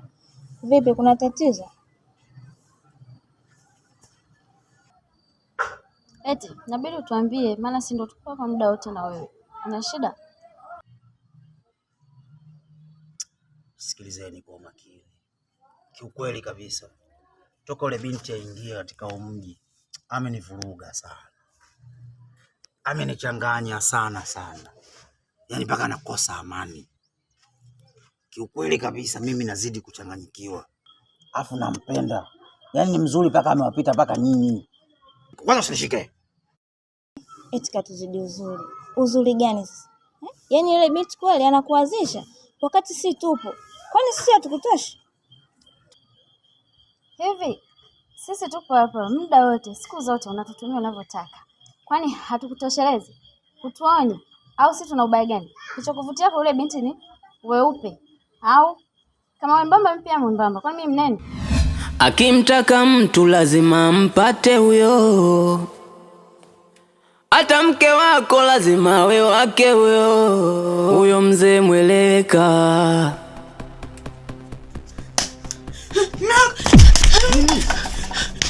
Mume wangu, kimenuka. Mume wangu kimenuka. Nilikwambia mume wangu. Wewe ndio unasababisha matatizo kwenye huu mji. Mume wangu, tulia basi. Vipi? Nini? Mume wangu, shida nini? Mume wangu sielewi ninavyokuambia hivi. Nimetoka kisimani. Tulikuwa tunachota maji na yule kijana pale kisimani. Ghafla katika Mzee Mweleka. Mzee Mweleka alipokuja kwenye kile kisima, wakati tunachota maji akasema hivi, hichi kijiji nimekipa laana. Na kila kilichokuwa kwenye hichi kijiji chote nimekipa laana. Hata ya maji yote nimeyapa laana. Hatake kunywa haya maji atapata laana. Mume wangu huwezi amini. Yule Mzee Mweleka alivyoondoka tu, yule kijana alikopo naye kaanywa wale maji. Mume wangu kwa macho yangu mawili nimeshuhudia. Yule kijana kakata moto hapo. Yule kijana alikauka pale pale. Mume wangu, mwanetu anatafutia matatizo. Chioma mume wangu, atusababishia matatizo. Muona mke wangu? Ndio yale niliyokuambia. Kupitia mtoto wetu huyu kupitia mtoto wetu watakufa wengi. Huo ni mwanzo. Kweli sana. Tayari. Haya tu. Mama, mchumba wangu mama. Mchumba wako kafanyaje? Mchumba wangu Tanya baba. Tanya? Kafanya nini? Alitaka kunikumbatia baba. Aliponikisi tu akaanguka hapo hapo. Yaani sijui kama amekufa au ni mzima. Baba. Kama ni mnene hata mimi mwenyewe ni mnene. Afu isitoshe, yani hanifikia hata kidogo. Yaani sijui hata kwa nini unampenda. Nyamaza. Hivi nyinyi mna akili timamu kweli nyinyi? Hivi nyinyi mnajifananisha na mtu kweli nyinyi? Yaani nyinyi mnakaa kinyambolelo mnaifananisha na mtu. Ipo hiyo? Yule mtoto Jojo ni mtu. Mnaifananisha na nyinyi kweli? Kama wewe si mweusi kama mkaa wewe. Unafananisha mtoto Jojo yule. Mtoto mwembamba, mtoto yupo vizuri. Na wewe wewe tipo tema wewe. Mnajifananisha na mtu kweli nyinyi? Hivi mmechukua hata kioo mkajiangalia mkajijua nyinyi kina nani?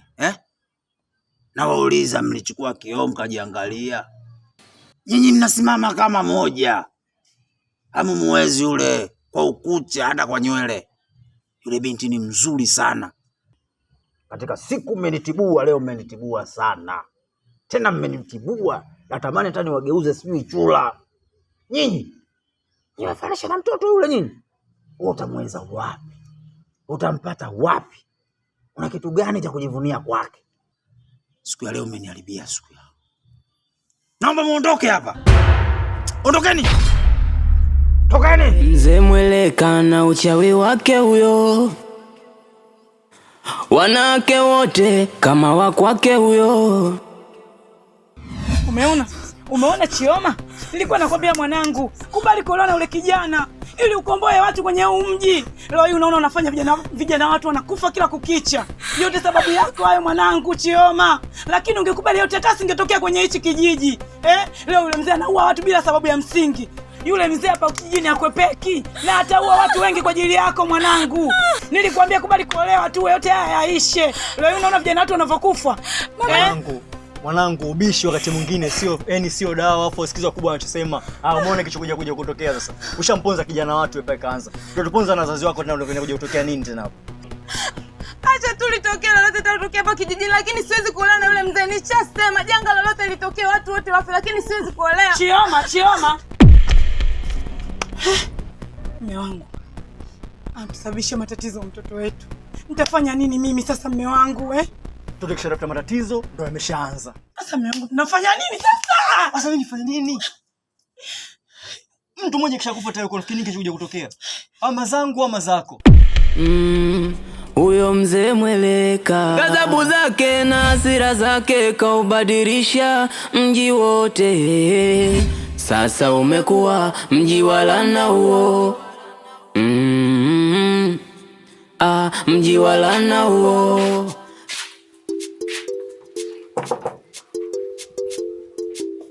Sister.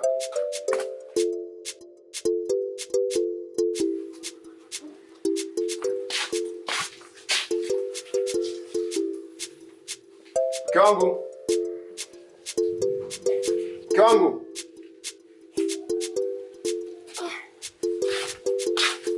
Amenaje sasa?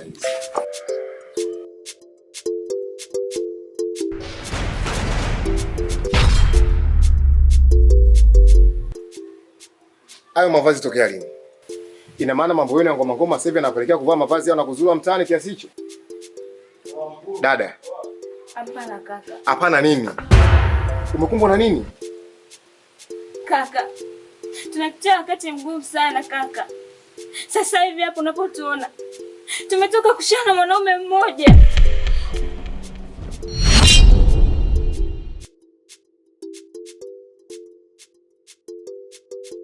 Ina maana mke wangu na dadangu mnashia mwanaume mmoja? Ndio kaka. Yaani uwezi amini. Usichokijua ni hivi. Ulivyotoka tu mji ulichafuka. Alikuja mzee mmoja anaitwa Mzee Mweleka. Mzee Mweleka na uchawi wake huyo,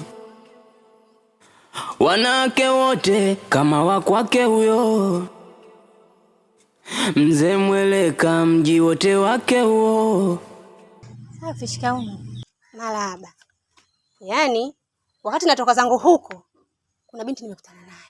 Yule binti anakimbia huku akilia. Nikamsimamisha. Kumuuliza ananiambia sijui alikuwa anabusiana na mchumba wake. Sijui alikuwa anakumbatiana. Yule kijana kaanguka. Sasa ananiambia haelewi kama mzima au amekufa. Huyo binti unamsema wewe ni binti yupi sasa? Hapana, simfahamu. Sikia nikwambie mama. Kuna binti ambaye ni mtoto wa Banzuki. Ametoka mjini, ni mtoto wa marehemu dada yake. Alipofika tu hapa mjini, Mzee Mweleka si akamtamani. Kumwambia yule mtoto alimtukana vibaya sana Mzee Mweleka. Alimtukana? Sasa Mzee Mweleka si unamjua, kwa hasira zake akaamua kuachia lana kijiji kizima. Wasichana wote tukikutana tunawapenda. Iwe kubusiana au kukumbatiana. Wote wanakufa. Sasa mwanangu, kwani msishirikiane mabinti yote kumfuata binti mwenzenu? Binti ni mkorofi yule wewe. Mimi siwezi hata kumshauri. Hatuwezi hata kukaa naye kumshauri. Ni mkorofi hata. Basi sawa, nimeelewa kitu. Kwa vile mimi Zuki rafiki yangu, nitaenda kuongea naye ili jambo liishe. Na wewe tunafanyaga haraka uingie ndani, maana mpaka tutanjia utakuona. Hebu ingia ndani, mimi naenda huko. Sawa. Ingia, mimi naenda zangu. Ghadhabu zake na hasira zake kaubadilisha mji wote. Sasa umekuwa mji wa laana huo. Sijui hata nisemeje, yani sijui hata nielezeje, lakini ukweli ndio huo. Sasa kwamba eti tunajipeleka, hii ni lazima, sio ombi. Mabinti wote unaoona katika huu mji, wote ni wake zake, wote. Huyo Mzee Mweleka ni nani? Ni nani mwenye ujasiri wa kutembea na mke wangu na dadangu? Nawauliza, huyo Mzee Mweleka ni nani? Mke wangu. Sikiliza nikwambie mpenzi wangu. Unanielezea kitu gani? Yaani mzee mmoja aje kusumbua kijiji kizima hichi. Analala na nyinyi wote mtu na wife yake, si ndio? Dada, umeshindwa kujikontrol kiasi cha kwamba unafanya upumbavu kama huu? Ni hatari sana huyo mzee. Uhatari wake uko wapi? Ni hatari kaka. Naomba mkanionyeshe uhatari wake. Hapana, usiende huko. Kwa nini mnanizuia? Yaani ukienda kule, kama hujageuzwa kuku, utakufa. Naomba nisikilize. Hata sasa hivi ukinihitaji mume wangu, sina cha kukusaidia kwa sababu hadi ukamwombe yeye ruhusa. Ndio atoe ruhusa. Naomba tafadhali, naomba uelewe. Unanitisha kifo. Mke wangu. Unaogopa kunipoteza, lakini upo tayari kwenda kushia mume mmoja na wife yako, si ndio? Ni hatari yule baba, ni hatari. Unaogopa mumeo kufa kwa sababu yako wewe? Sasa kwa nini kupoteze? Mimi bado nakuhitaji, bado nakupenda eti. Sawa. Sasa mimi nataka nikaone uhatari wake. Hapana, huwezi kwenda. Niache! Mji wa laana huo. Shio mwanangu. Nimekuita hapa, sitaki mtu wote asikie. Ikiwezekana hata babako asisikie tunachozungumza. Mimi kama mama yako nimekuja kuzungumza naye mwanangu. Naomba unisikilize tena uyakikutane ninayozungumza. Na uyafanyie kazi sio mwanangu. Chioma mwanangu. Umeshaona huu mji umebaki sasa hivi hauna hata amani. Chanzo ni yule Mzee Mweleka na wewe mwanangu. Ninachokuomba tu mwanangu, kwa kusii tu, hebu mkubali yule mzee ili kwenye huu mji watu waishi kwa amani. Mamangu, utanisamehe. Sitaweza kabisa, yani sitaweza. Hilo swala kila siku nakwambia. Kwa sababu yule mzee sina hisia naye zozote na sijampenda. Acha amalize kijiji kizima. Ila mimi kumkubalia sitaweza. Utanisamehe tu. Acha afanye anachotaka. Chioma mwanangu. Mimi nazungumza mama yako. Unaweza ukaishi na mtu haumpendi lakini ukaishi naye. Mimi mama yako unaniona, nishaikuishi na mwanaume kabla babako mdogo. Zaidi ya miaka 10 sikuwahi kumpenda. Lakini niliishi naye kwa ajili ya kutimiza tu malengo yangu ya kidunia. Ina maana uweze kuishi na mtu ili kukomboa maisha mengine ya watu wengine? Uweze kuishi na ule mzee ili kusaidia jamii au kusaidia huu mji kwa ujumla? Wewe ndio kuwasaidia wenzio mwanangu. Pia ikiwezekana unaweza kumkomboa hata mwanaume wako. Mwanaume wako hujui kapotea kwenye mazingira gani. Kama amechukuliwa kichawi, amechukuliwa kwenye mazingira yote, yani wewe ndio kumwokoa. Hebu fikiria mara mbili ninazungumza. Nazungumza mimi mama yako. Hakuna atakayetoka kuja kuzungumza na mtu mwingine yote. Mimi ndio mama yako nilobakia. Hebu nisikilize mwanangu.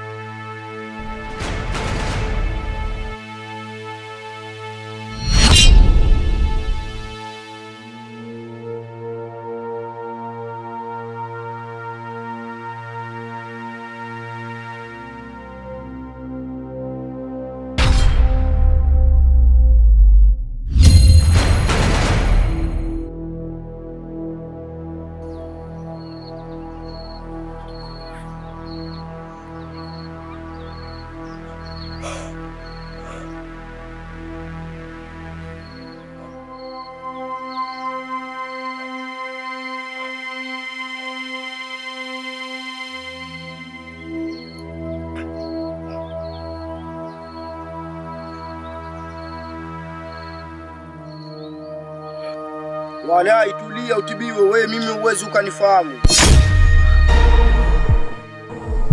Niko wapi? Mimi nimekuleta mji wa mbali sana, baada ya kukuokota ulikuwa ushakufa yale. Nimekufa? Ulikuwa ushakufa, mimi nimekuokoa, sasa tulia nikusaidie.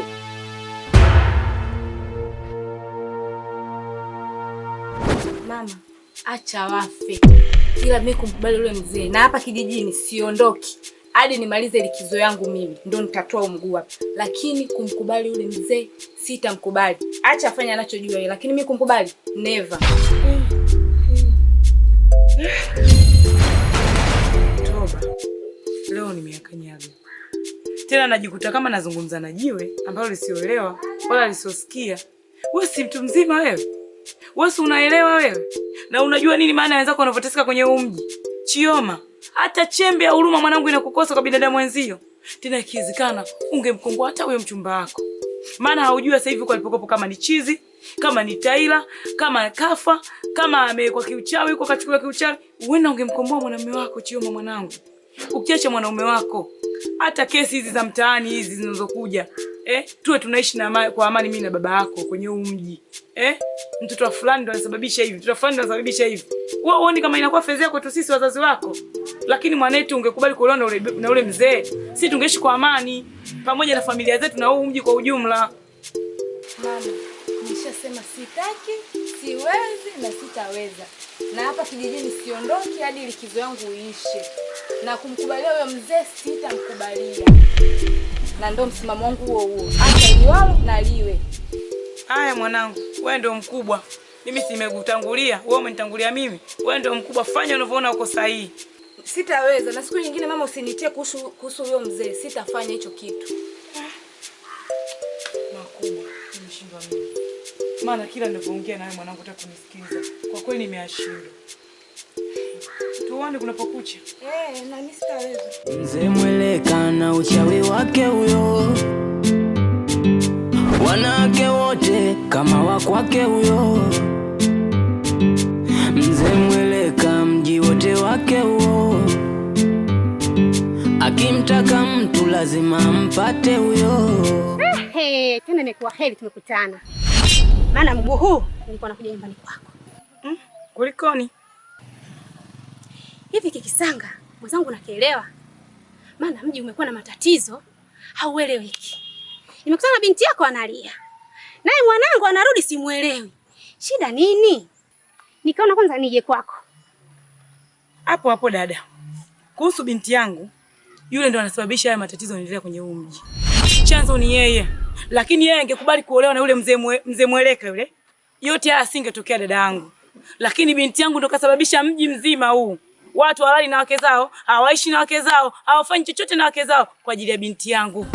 Mzee Mweleka anataka kumwoa binti yangu. Na binti yangu hataki hata kusikia hizo habari. Nishajaribu mpaka ukae naye kuongea naye hataki kuelewa. Hata sielewi nifanye nini dada yangu. Kwa kweli huyu mzee anachosha. Na huu mji anauharibu. Sasa hapa cha kufanya tukae na mabinti zetu. Hapo hapo uliposema. Na sio tukae nao tu. Mimi nataka tuwaeleze. Wamfanyie kitu chochote yule babu. Iwezekanavyo tena kwa haraka sana. Tumeshachoka na tabia zake yule mzee. Watu wasifanye yao na familia zao kwa ajili yake yeye. Tumeshachoka tabia zake. Umeona? Sasa basi. Tuwaambie mabinti zetu waungane. Yule mzee si analala naye, wanaamka naye. Kwani wasimwekea hata sumu? Hilo swali nilikuwa naliwaza hilo. Ndugu yangu mimi nashukuru sana. Tena nakushukuru sana. Asante kwa kunisaidia. Ila hadi sasa hivi sitambui chochote. Yaani sitambui mimi ni nani, nimetokea wapi. Na kwa sababu wewe umesema kwamba umenikuta sehemu, umenisaidia, umeniokota mpaka kunileta mimi hapa. Basi inawezekana wewe unatambua kila kitu kuhusu mimi na imani kabisa unaweza ukanisaidia na hilo. Naam Sheikh. Mimi nilikuwa napita katika lada zangu na safari zangu. Lakini nikajikuta nimepita katika mji wenu kama roho ikanisuta. Nashindwaje kukusaidia wewe mtoto wa kiume mwenzangu unatapatapa. Ikabidi Sheikh wewe nikusaidie, ulikuwa ushakufa.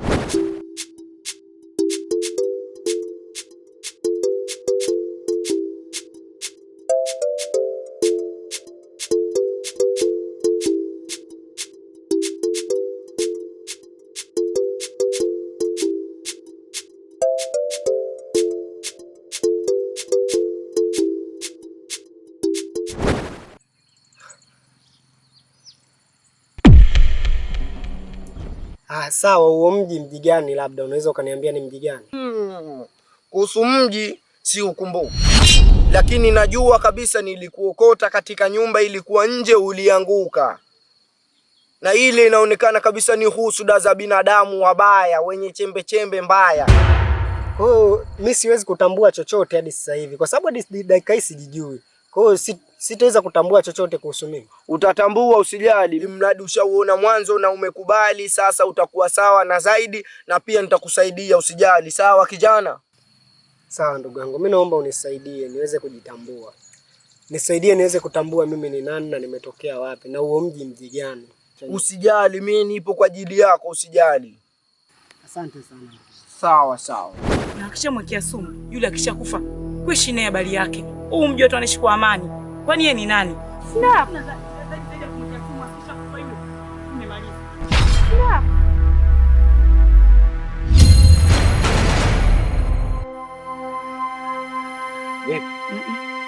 Wewe kama wewe unaweza kuniua mimi wewe?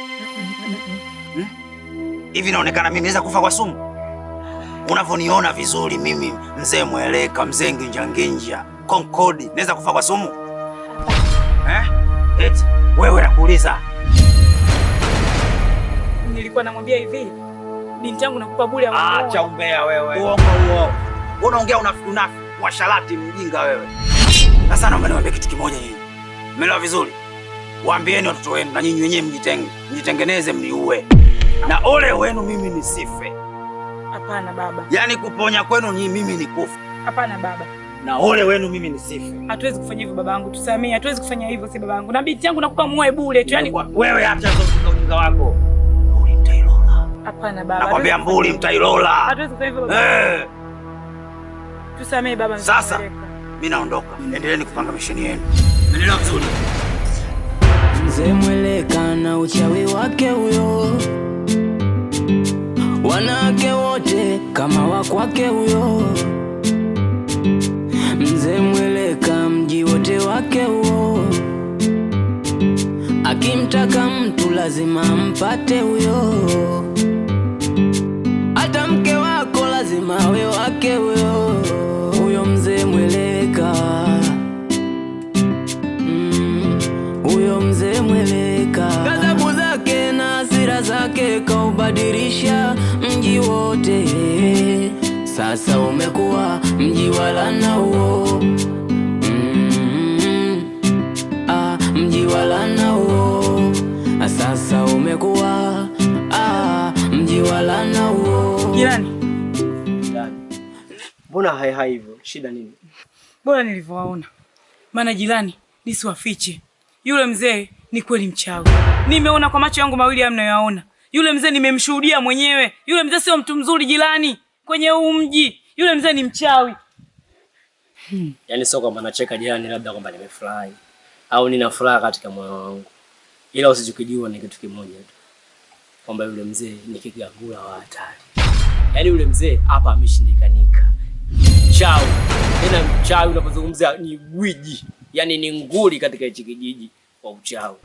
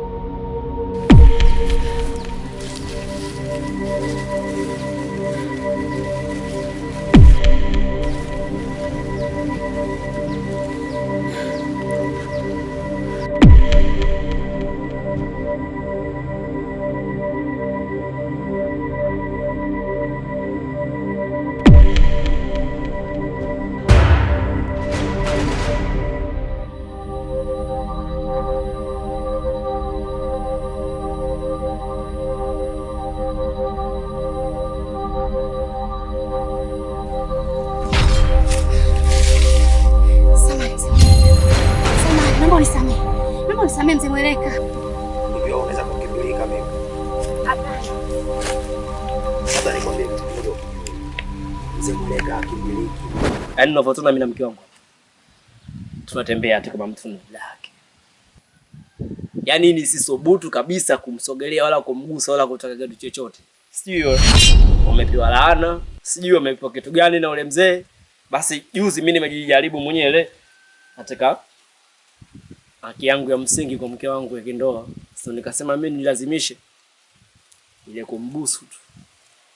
Kilichotokea jirani, nilishindwa kuamini kabisa katika macho yangu. Yaani nilipigwa na kitu iko, afu nikaganda kwanza kama dakika 2. Toba. Macho yamenitoka, tunagalauka chini na mke wangu. Baada ya kadhaa tu, ile mzee katokea tu kama vile upepo pap. Akatutoa ile uchawi. Akanigaia onyo kali nisithubutu kumgusa mke wangu. Yaani mimi unavyoona hapa, nipo kama jogo la kuchora. Sifanyi chochote kile, si wiki sifanyi chochote. We, jirani, usiseme. Yaani unachokisema leo nimekishuhudia mimi mwenyewe jirani. Sio cha kuhadisiwa, bali ni mimi ndio cha kuhadisia kwenye huu mji. Nashindwa hata nizungumze nini jirani. Yule mzee hafai hata kuigwa. Lakini jirani, hivi unajua matatizo yote hapa kijijini yanasababishwa na mtoto wako? Hivi wewe jirani, kwa nini usiongee na mtoto wako ili haya matatizo yatutoke? Nini sasa mnaongea ujinga mbele za watu? Nini? Ndio maana nyinyi mwamba? Hapana. Mimi ndio mzee Mweleka, mwamba kaskazini. Na siofia kitu chochote. Sielewa vizuri. Sasa basi ukifika kweli, mwambie mwanangu, mwili wangu umechoka sana. Mwili wangu umechoka. Aje kunikanda. Umeelewa vizuri? Hilo lina shida mzee wangu. Hilo liacha visanze Mweleka. Mimi nikifika tu namwambia niko kwa haraka sana. Au ndo utamwambia bwana kamuue kabisa? Yaani kwa nikifika tu. Yaani nikamwambia haraka sana unahitajika kwa mzee Mweleka. Sasa naomba niende. Sasa utakuja. Yeye ni mmoja lakini bado. Na nitachapa mabinti wote.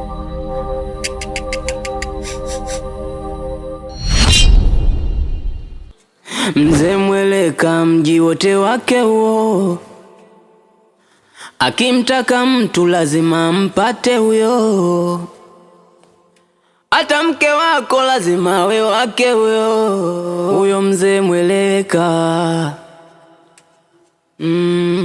Huyo mzee Mweleka ghadhabu zake na hasira zake kaubadilisha mji wote.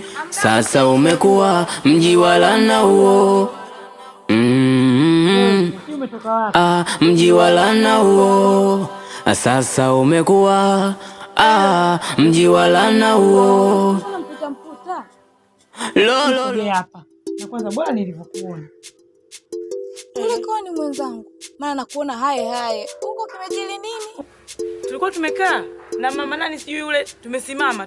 Yule mzee Mweleka ni mchawi kweli. Shoga yangu tumekaa na shoga yangu tunajimaliza hatari. Vupu tunamwona huyo katokea. Anatuambia endeleeni kuongea, sijui endeleeni kufanya nini. Mama yangu tatizo umezidi umbea. Ungetulia nyumbani ukampikia baba ugali akala akashiba. Kwa kukamtani kwanza kumsema yule mzee. Mama mwanangu usicheke. Usicheke bwana. Usicheke chio mama mwanangu. Sasa mama yangu, kukaa mtaani kuanza kumteta yule mzee huku uliniambia ni mchawi huko hapa kijijini na kila kitu mnachofanya naona. Na kukaa chini na yule shoga kuanza kumteta hiyo kwa nini? Mwanangu tumechoka tabia zake yule mzee. Kwao tulikuwa tunaongea tufanye nini? Tufanye nini tuishi kwa amani kwenye huu mji. Kumbe mwenzangu asemwe. Ukasikia. Vupu huyu hapa. Katokea vupu. Mwanangu fanya kama unaona. Mama tatizo nayo umezidi umbea. Mwanangu, nilisimkojo nilisimavya natoka. Hajatoka kweli. Nikamwambia baba samani. Sio samani endeleeni kufanya mnavyofanya. Sina nini na nini. Ni nani? Ghafla katoka tena kachobo. Mama nilikimbia. Twende tu nyumbani kwanza ukaoga. Nimechoka mwanangu hapa tumekimbia tumetoa hizo nduki. Usicheke, usiache masiara simchoma mwanangu.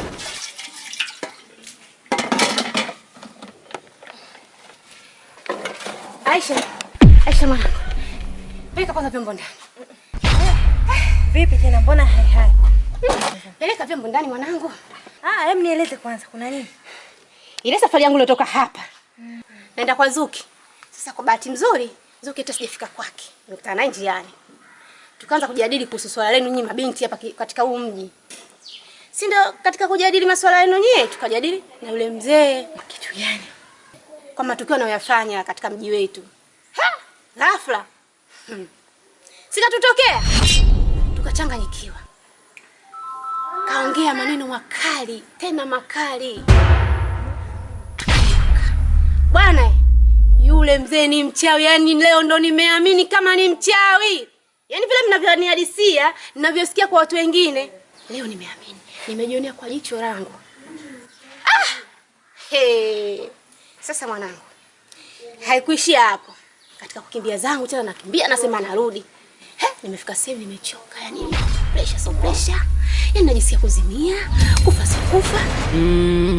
Huyo mzee Mweleka, ghadhabu zake na hasira zake kaubadilisha mji wote. Sasa umekuwa mji wa laana huo. Vipi? Sawa, Shikaba mdogo. Kwema. Mume wangu, huwezi amini nimechoka vibaya mno. Yaani nimechoka mpaka hata sielewi. Umechokaje? Umezurura sana au umechoka vipi? Maana sielewi. Umeniacha mimi hapa nimelala mbio. Sasa kinachokuchekesha nini? Vipi, mbona unamcheka mama yako? Vipi, mbona muelewi? Ana yote mume wangu, mbea tu mwanao. Mke wako kazidi. Kazidi nini? Baba sikia, huyu mke wako katika harakati zake na shoga yake wakakutana sehemu. Si wakaanza kupiga umbea wanamsema mzee Mweleka. Mzee Mweleka dakika 2 nyingi nasikia aliwatokezea. Kama Christian kama mzaki. Wewe ni mbea wewe, mume wangu huyu mbea huyu kama ninafu acha umbea. Kwanza ulikuwepo au wewe mwenyewe umeadisiwa? Mke wangu, wewe unamsema huyu mbea, ungekaa bwana mzee Mweleka angekuja taarifa huko nani mpaka mseme yule. Wewe acha tu. Haya, ongea tu. Sio ulikuwa unagana ushauri na ule mdada rafiki yangu? Ushauri kuhusu mzee Mweleka.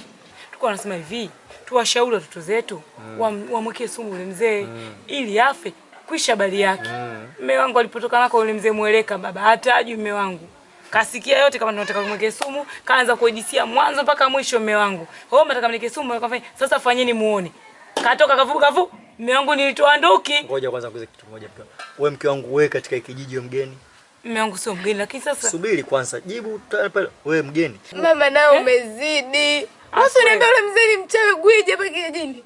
Na ukatoka hapo kamwacha baba peke yake amejilaza hapo, ukaenda kuanza kuja. Na wajua kabisa yule mzee asemeki ateteki. Wewe mke wangu kuja kurupuka mpaka unje usema masuala ya sumu. Sasa ngoja nipumzike katika hiki kimti. Nimekaa.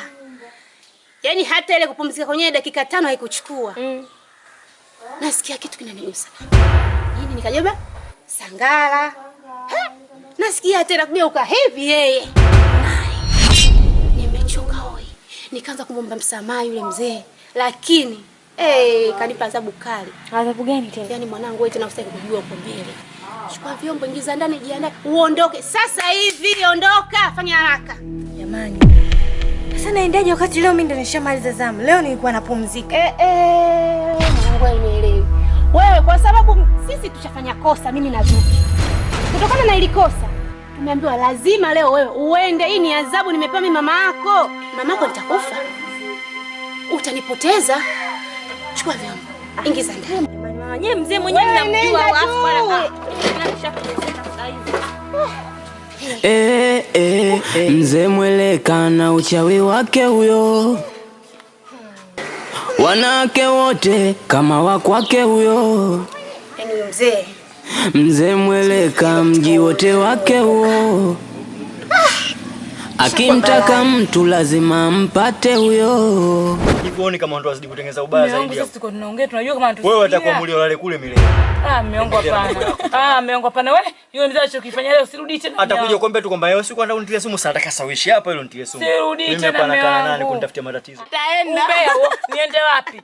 Afu huyu mtoto huyu. Afu wewe unasababisha afu unacheka kati ndio chanzo cha haya yote yanatokea kwenye huu mji. Yeye tatizo mmezidi unyonga mnaogopa. Simuogopi. Aje na matunguli, aje sijui na nini, simuogopi. Anachotaka na mimi nakitaka hicho hicho. Yaani simuogopi wala simwandafishi kwa chochote. Atatikisa mama na wanawake wote, lakini mimi wewe umuogopi mzee Mweleka? Simuogopi, aje na matunguli kibao lakini simuogopi. Toka nizungumze na mume wangu hapa sasa hivi. Muone.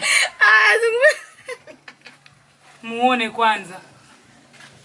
Yaani bwana hata usikuja likizo yenyewe. Najuta kwani ulikuja kwenye likizo. Na yatamkuta huko. Mzee Mweleka mume wangu mwenzangu lakini hapana. Ule mzee leo kanitisha. Nimeufunga mdomo wangu. Ndio umelianzisha hilo. Aliisha hilo. Mume wangu naye usiseme hivyo. Kujia tu amani. Swala sumu ulinishauri mimi? Hapana. Kwa nini umeenda kujifanyia mwenyewe? Yule mdada ndo kanishauri mimi mume wangu tufanye hivyo. Sawa, lakini na wewe pia ulitilia uzito ndio mzee Mweleka katoka. Kama usingeongea lolote mzee Mweleka asingekutokea, angemtokea yule yule alikuwa anasema. Na bwana mume wangu umezidiana. Wewe utake ndio wale niache mimi naenda ndani. Utahamia kwake, endelea. Kana niende kwake. Yule mzee mwenzangu alivyotoka kama jini. Umelianzisha utalimaliza mwenyewe.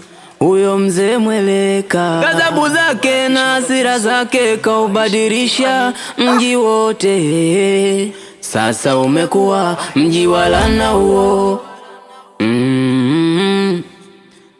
Mji wa laana huo. Sasa umekuwa mji wa laana huo. Kikweli kinaniumiza sana, kiasi cha kwamba nakaa nafikiria, nashindwa kupata majibu. Nimekumisi mke wangu tokea nirudi leo na siku ya pili, lakini hata kuguswa utaki. Shida ni nini? Mume wangu, si nilikwambia tatizo liko wapi? Yule mzee alitoa laana kwa wanawake wote. Hamna mwanamke hapa katika huu mji anayeruhusiwa kugusa na mwanaume yote. Ina maana mke wangu, halali yangu, nimekuoa, nimeidhinisha kwa Mwenyezi Mungu, sipaswi kukugusa eti kwa sababu ya mzee? Hivi mume wangu, unakitafuta kifo eti? Kifo? Yule mzee ni hatari sana. Yaani ni hatari katika mji, ni tishio. Kila mmoja anamuogopa. Mzee Mweleka na uchawi wake huyo. Wanawake wote kama wa kwake huyo. Mzee Mweleka mji wote wake huo. Akimtaka mtu lazima mpate huyo. Nyambo. Akadaba. Kulikoni? Maana leo sio zamu yako, na shangaa umekuja. Una tatizo? Ndio mzee wangu. Nimekuja kukuomba. Maana mume wangu amenimisi mno. Zishapita siku nyingi sana. Mume wangu ananihitaji. Na nikaona sio mbaya nikija kukuomba. Nimekuja kukuomba mzee wangu. Na kwa sasa hivi ananijua kama mimi mwamba, si ndio? Ndio mzee wangu. Ananiogopa Kashamjua mzee Mweleka ni nani, si ndio? Anafahamu kama mimi yani kwani ukichezea tu umekwenda inakulamba, si ndio maana yake? Natamani hata siku moja nipate kumjua mzee. Na nahitaji kujua uhatari wake uko wapi. Kwa sababu mimi kwako ni halali. Muda wowote, saa yoyote nahitaji kupata hicho kitu. Sasa leo hii yeye ni nani anakuja kutia kikwazo kwenye ndoa yangu? Nashindwa kupata haki yangu ya msingi, nashindwa kupata haki yangu ya muhimu. Eti kwa sababu yeye mzee. Unajua kuwa hata hawezi kumsikia. Unanijua hilo? Amekuwa nani? Malaika. Mke wangu, nikwambie kitu kimoja tu. Kwa sababu kokote tutakuwa tushindwa kuelewana. Kuanzia leo wewe na wifi yako hakuna kuinua miguu yenu hapa kwenda huko. Narudia tena. Kuanzia leo wewe na wifi yako hakuna kuinua mguu hapa kwenda kwa mzee.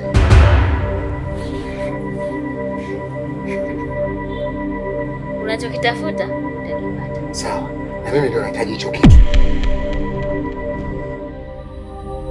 Sasa basi, ombi lako nimelitekeleza, lakini kwa masharti. Masharti gani tena mzee? Lazima unihudumie mimi kwanza, alafu ndo uende kumhudumia wewe mjinga wako. Sijui unanielewa vizuri? Mzee, sasa nitachoka sana. Kwani unapigana hapo? Unaiba mizigo? Hapana mzee wangu. Basi subiri kwanza niende kwa mume wangu. Alafu kesho nitarudi. Hakuna hiyo. Afu kwangu mimi ni amri tu. Kwanza kwangu afu kwake unigemee uchafu. Kwa hapa kwa muda huu. Jioni utakwenda huko. Umeelewa vizuri? Sawa, nimekuelewa. Umechukia? Hapana. Mbona utabasamu kama hujachukia? Umefurahi ingia ndani. Mzee Mweleka na uchawi wake huyo. Wanawake wote kama wa kwake huyo. Mzee Mweleka mji wote wake huo. Akimtaka mtu lazima mpate huyo, hata mke wako lazima awe wake huyo mzee mweleka. Huyo mzee mweleka.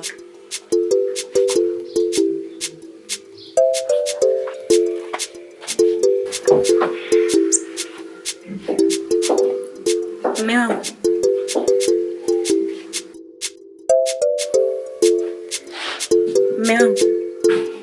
Mume wangu. Mbona nakuita muda wote unanikalia kimya? Unawaza nini yani? Nasema kuna vitu vinachanganya. Sijajua mimi mwanaume na mambo mengi. Ndio shaka kwa hilo. Usije ukahisi kama ninakudharau, hapana. Nasema kuna vitu tunaona kama kosa kwenye akili. Sijajua mimi mtoto wa kiume. Pole kwa majukumu. Mke wangu. Naona kama ni wajibu wangu. Yaani sidhani kama unaweza kanipa pole. Sababu wewe upo kwa kunitazamia mimi kama mume wako. Niweze kutenda leo mema na uwe na furaha. Kwa hiyo nafanya moja kati ya majukumu yangu. Kwa sidhani kama nastahili kupewa pole kwenye hilo mke wangu. Sawa. Hivi una taarifa za msiba juu ya huyo rafiki yako Tanya?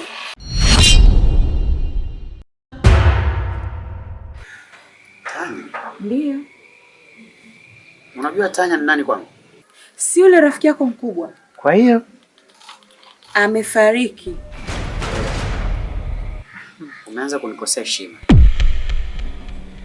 Yaani umeangalia namna ya kuipoteza furaha yangu kwa siku ya leo, uniletee taarifa za uongo, tena uongo wenyewe hujaenda mbali, ndani kabisa kwa rafiki yangu, unayemjua kabisa ni rafiki yangu.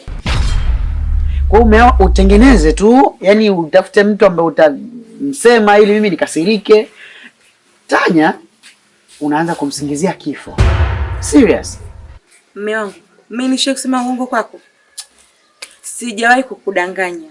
Wewe mwenyewe unanifahamu. Rafiki yako Tanya inasadikika amekufa. Na inasadikika alimchukua mpenzi wake, walitoka sio mimi walienda wapi.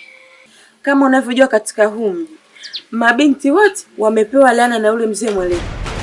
Na hata kutaka kutoka na wapenzi wao, mpaka kaombe ruksa waruhusiwe. Lakini rafiki yako akajifanya ni mbishi, anamudu yule mzee. Katoka kaenda kumchukua mpenzi wake, hajaenda kumomba ruksa. Wameenda sijui wapi huko, kama alitaka kumkisi, sijui alitaka kufanya nini wenyewe, kakauka hapo hapo. Na mpaka muda huu unavyoongea na mume wangu, hata maiti yake haijulikani ilipo.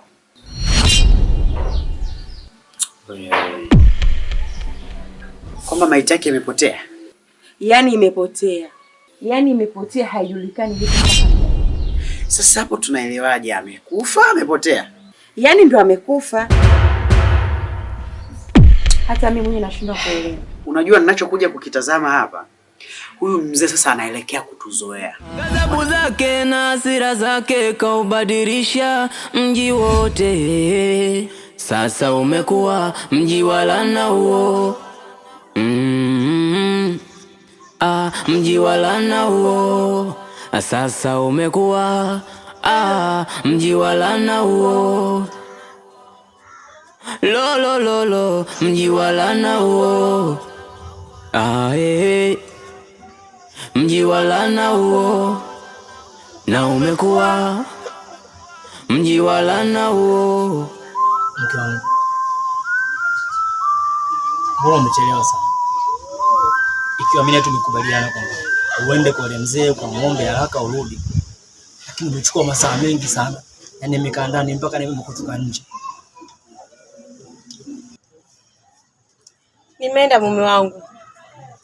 Nimekubaliwa. Ila huko kukubaliwa kwa masharti. Na hilo sharti ndio lilonifanya mimi nichelewe kurudi. Sharti gani? Sharti aloniambia ni lazima naye kwanza nitumie ndio nije kwako. Nimejaribu kumuomba, amekataa kata. Amesema hawezi kutumia uchafu. Hivyo nianze kwanza na yeye ndio nije kwako wewe. Mume wangu, hapo unavyoniona nimechoka. Siwezi chochote mume wangu. Kwa umeanza na yeye. Sasa nimekubaliana gani? Tumekubaliana kwamba mimi nikikuhitaji wewe tukaombe kwake. Sawa? Tupewe ruhusa na yeye. Sasa leo hii unaenda kuomba alafu unaanza na yeye tena. Mzee Mweleka sasa huko amefika mbali huko bwana. Hii si wake kabisa tunafanyiana. Mume wangu, sasa tutafanyaje? Na hili lote hili linasababishwa na watu kuwa waoga. Rafiki yangu kabla halijamtokea hili mimi niliwahi kumwambia, acha kujifanya muoga. Acha kumwandafia huyu mzee atakupanda kichwani. Hakunisikiliza. Naona kabisa anaelekea kutuzoea. Hivi unajua huyu mzee anakoelekea anavuka mipaka. Anaanza kujimilikisha kila kitu na huu mji kwa ujumla. Anatupanda kichwani bila kujali kwamba kuna wanaoathirika katika hili. Sasa huyu mzee mimi naona kabisa ni nafasi yangu mimi kuanza kufanya mambo ambayo ni sahihi na ya msingi ili kupunguza hii inayotokea, kwa sababu atakuja kutuzoea na atanipanda kichwani mpaka na mimi. Na hicho kitu ambacho sitaki, never. Na wewe nimeshakukataza kabisa, hichi kijiji wewe ni mgeni. Upo. Haitaki wewe ukae unazurura wala kutoka nje. Yaliyowatokea hao mabinti ukafikiria kwamba ni simple. Na wenyewe walikuwa wabishi kama wewe mjao. Ila ujuaji na kutowasikiliza na kuwatii mezao ndio kimechotokea hiki. Akimbusu akimshika hata shati mume wake haipo. Kwa hiyo nataka mimi nibaki na nani na nishatengeneza mazingira ya kuwa na wewe. Nishakuzoea, tushazoeana, nitabakije? Unataka uje unishikie hata bega upotee au mimi nipotee? Ujeuri na kutokuwa wasikivu kwa wapenzi wao ndio imewagharimu mpaka unavyoona sasa hivi nimempoteza rafiki yangu wa karibu. Nini unataka kuvuna katika hili mamangu? Hapana mume wangu. Mbona mimi nakusikiliza? Na mara zote huwa nakaa ndani. Ila nimetoka tu nikupe hizo taarifa. Hivi unajua kijijini hapa hamna mwanamke mzuri kama wewe? Na lia lizeni ili roho lina tamaa.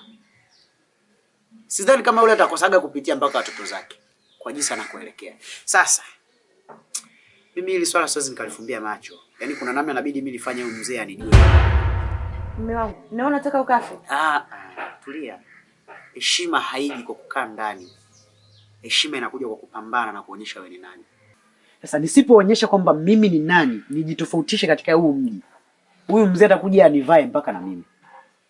Hali yako mzee namtaka, tena namtaka kama nyama. Yaani simuogopi kabisa. Sijui umenielewa? Inatakiwa nionyeshe tofauti kati ya mwanaume na mvulana katika hichi kijiji na huu mji tunaoishi. Sasa maupa laana? Acha niwe na mimi ni moja kati ya wenye laana ili tumuonyeshe kwamba laana aloitoa inafanya kazi.